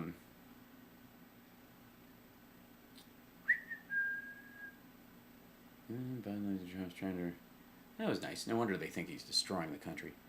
In Afghanistan, facts of America, the clear deaths are piling up. This is July 23rd. In Afghan attack, facts of America. This is during. I don't know who was president in 2020 rather, but we'll find out. With peace talks stalled, the details of intensifying strikes across the country and other toll on victims are increasingly hard to pin down. But one certainty: Afghans are dying. This is 2020. A medical worker treating a patient who was wounded on an airstrike in Herat, Afghanistan on Thursday. Herat, Afghanistan. For a full day after airstrikes on a remote village in western Afghanistan on Wednesday, the only certainty was that people had perished. The most basic facts, who had carried out the strikes and how many Taliban and civilians were killed, were impossible to pin down amid the denials, conflicting statements, and exaggerations. The start of peace talks between the Taliban and the government, delayed by months, the Afghan war has spiraled into a deadlier phase. Even as the United States continued to withdraw its forces, car bombs, roadside bombs, and airstrikes wreak carnage across the country, killing dozens of Afghans every day. Gee, and I thought Chicago was worse. But as the war has spread, the exact nature of the attacks and the toll, particularly on civilians, has increasingly grown opaque. The Taliban often flatly deny incidents that kill civilians, even when the bodies are there to be buried. Protest and pressure turns the government's denials of civilian casualties in its operations into investigations that rarely result in follow-through or answers. The U.S. military, after a deal with the Taliban in February that was supposed to produce something resembling a ceasefire between them, has quietly returned to striking Taliban units that it sees as preparing attacks on its Afghan allies, but it no longer officially acknowledges those strikes. This is great. This is all really well done. Yeah. Men, women, and children. Afghanistan's first female ambassador, Roya Rahmani, tried to reassure American soldiers that their sacrifices were not in vain.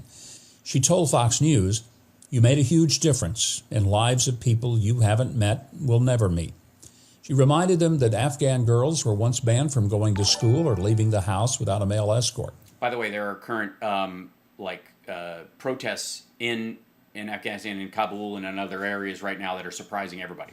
Sadly, I fear that's going to happen again. Now, she also noted that 70% of the population is under 30, and they've only known life under the protection of the U.S. forces. And that makes it even more tragic to think what might happen to them with the return of the brutal Taliban. It ought to be a chilling lesson to every overprivileged Ivy League, America-hating socialist that if you or Eric Trump tear down this country and its institutions, which have given you a level of freedom unprecedented in the history of the world, you may just be shocked at how swiftly things can change for the worse. Yeah, that's a threat, I guess. It's a dumb threat, but whatever. If you think you are oppressed in America, try Afghanistan under the Taliban. We already have China and Russia as threats, and now... Yeah, but, I mean, those are strong leaders, according to Trump. Those are people, can't argue with that, right? Their leaders are strong. It appears we're about to have a newly empowered Taliban armed with our weapons that the Biden team didn't think about securing, and they simply... No, they thought about it. They secured the ones that were important and left the stuff that we don't give a shit about or that hasn't even been serviced behind. Left behind as if... But they make good pictures. They were rusted toys. They are rusted toys. Do you still think Trump voters and the weather are our biggest worries? No. I think climate change is a real problem, and geopolitically, that's part of the reason why things are shifting. You watch the Taliban and Iran and other countries are going to have a hard time as it gets hotter and hotter, more so than we do. So yeah, it's going to affect a lot of things, especially where refugees go and which direction they go from these kind of countries. Whether you think we should have been in Afghanistan or not, I hope we can agree that this was the wrong way to leave. No, we can't. There is no right way to leave. Present to me a right way to leave or shut the fuck up. I'm tired of this. I'm so sick of these assholes.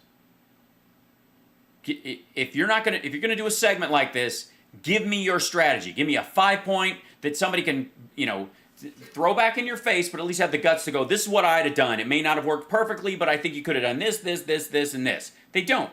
They just go, I don't know, shouldn't we have blown up our shit? We did blow up our shit. Shouldn't we have taken the really good gear? We did take the really good gear. Should we take the military out last instead of first? We did. We are. They were the ones flying the fucking planes. I'll have more for you on this later in the week as the news develops. Thank God. Yeah, when you have to change everything you've said. And I'll have some experts on the show this weekend, so be sure. Really? Cyber experts? Sure to tune in. Can we see them, or are they just hiding their face because of, security? To that. In the meantime, leave a like and a comment. No, I'm not going to. I'm just not going to. Banned a Twitch dude earlier. Oh, yeah? Well, that's the thing, Can't Stop Lying. Where is it? Where's the plan? Because if they'd have had it, they'd have used it. Again, I showed you an article earlier in this broadcast where we were blowing up gear so we wouldn't have to leave it behind in 2014.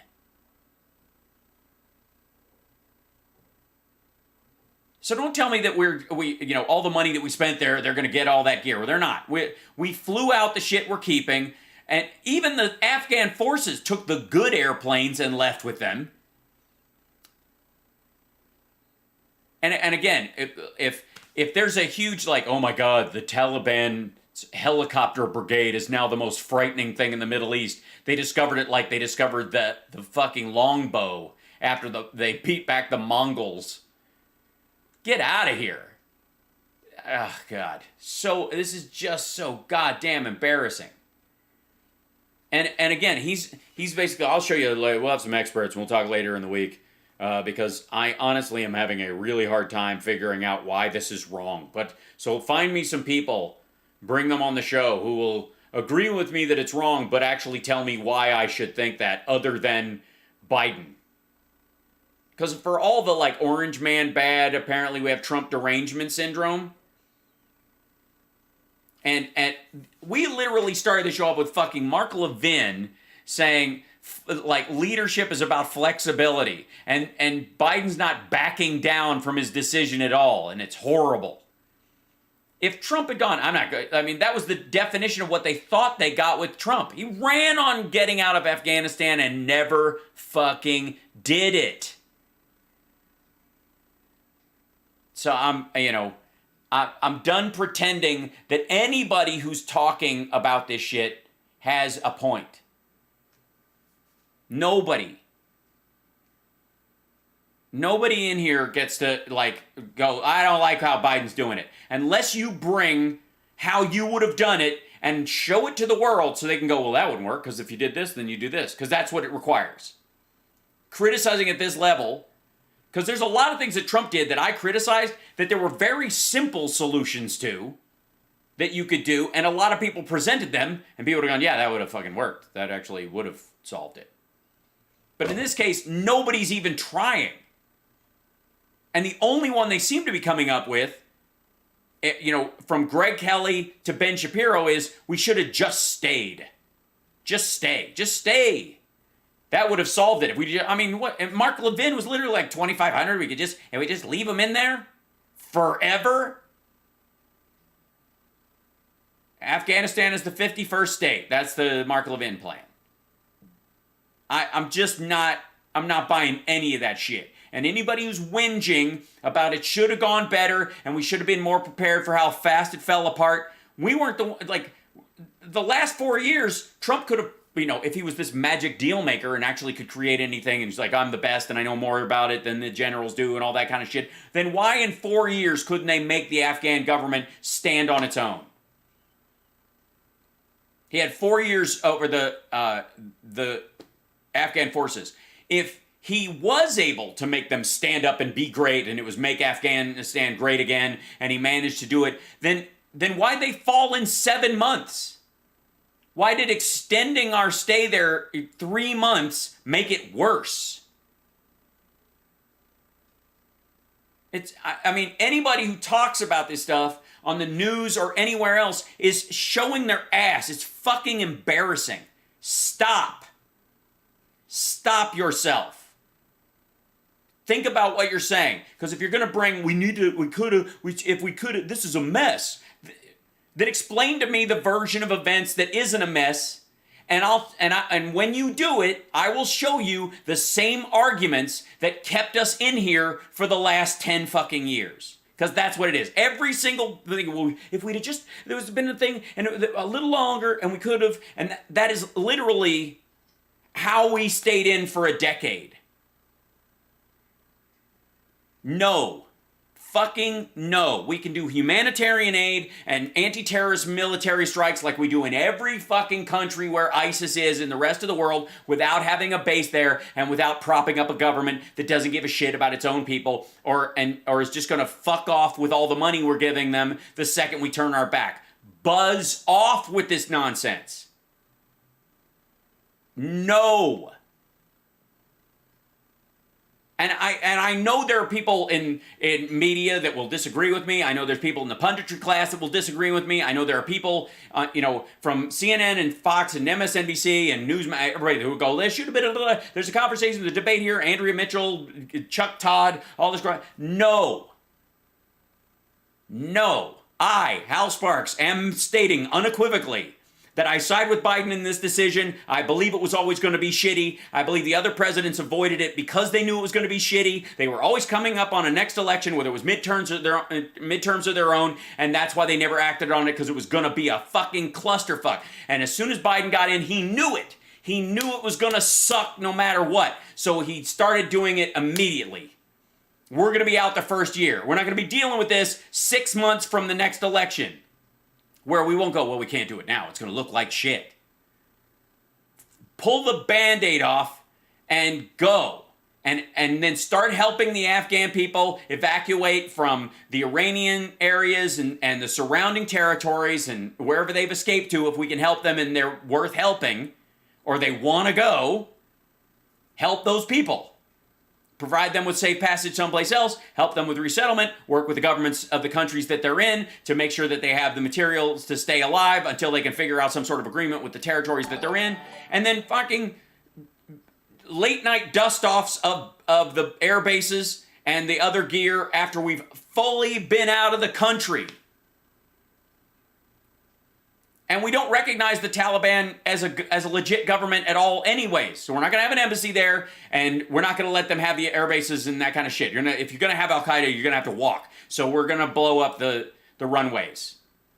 You can have all the buildings you want. Buildings have never blown anyone up. Fuck it. But the answer is no.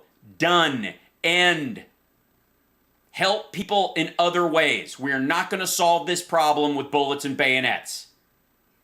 And the graveyard of empires nonsense that everybody's fucking floating because for some reason, every empire that's ever gotten there has walked around fighting for something that was magically there until they found out it wasn't and went, let's get the fuck out of here. This sucks. Is not indicative of the power of Afghanistan. It's a territory, and it's not worth it. And without the use of lithium and batteries, we're not even going to want to be there. And, people will be back to dates and rugs. The whole thing's going to be a poppy industry. Let the opium and problem be China and Russia's again. If they want a part of that, knock yourself the fuck out.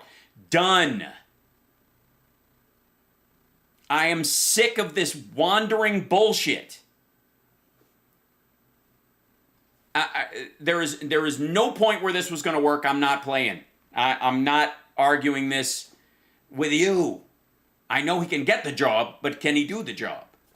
The Taliban are a dog that's been chasing a car forever, and now they've got bit down on the goddamn bumper, and they're like, I don't know how to drive a car. Do you know how to drive a car?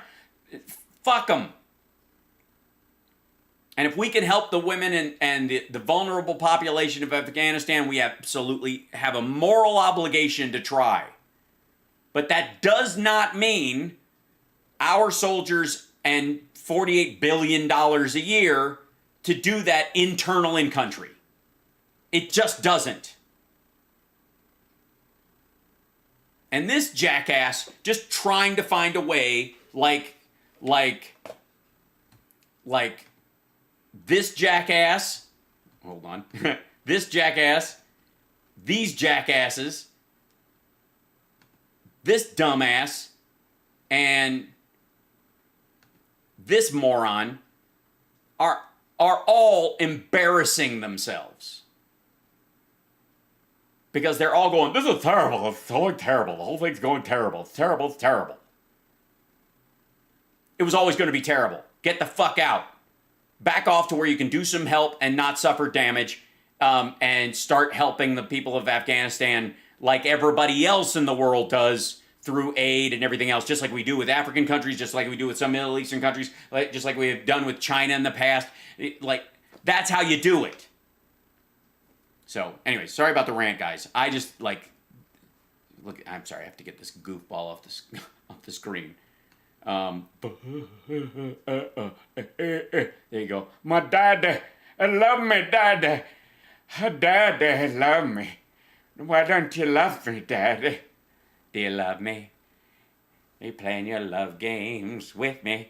So, anyways, I appreciate you guys, and I don't mind being the only version of this perspective. I don't. And if people are like, what the fuck do you know, comic? You don't know shit. Blah, blah, blah. I don't care. I don't care. This is my genuine belief, and I am expressing it to you. Like any other good American who pays attention and gives a goddamn about my people and other people. I'm tired of this. So anyways, but I love you guys, and I love doing this, so I will see you tomorrow at the regular time. Take care of yourself and take care of somebody else, and thank you guys for hanging out with me. I appreciate it more than you will ever know. Okay, bye.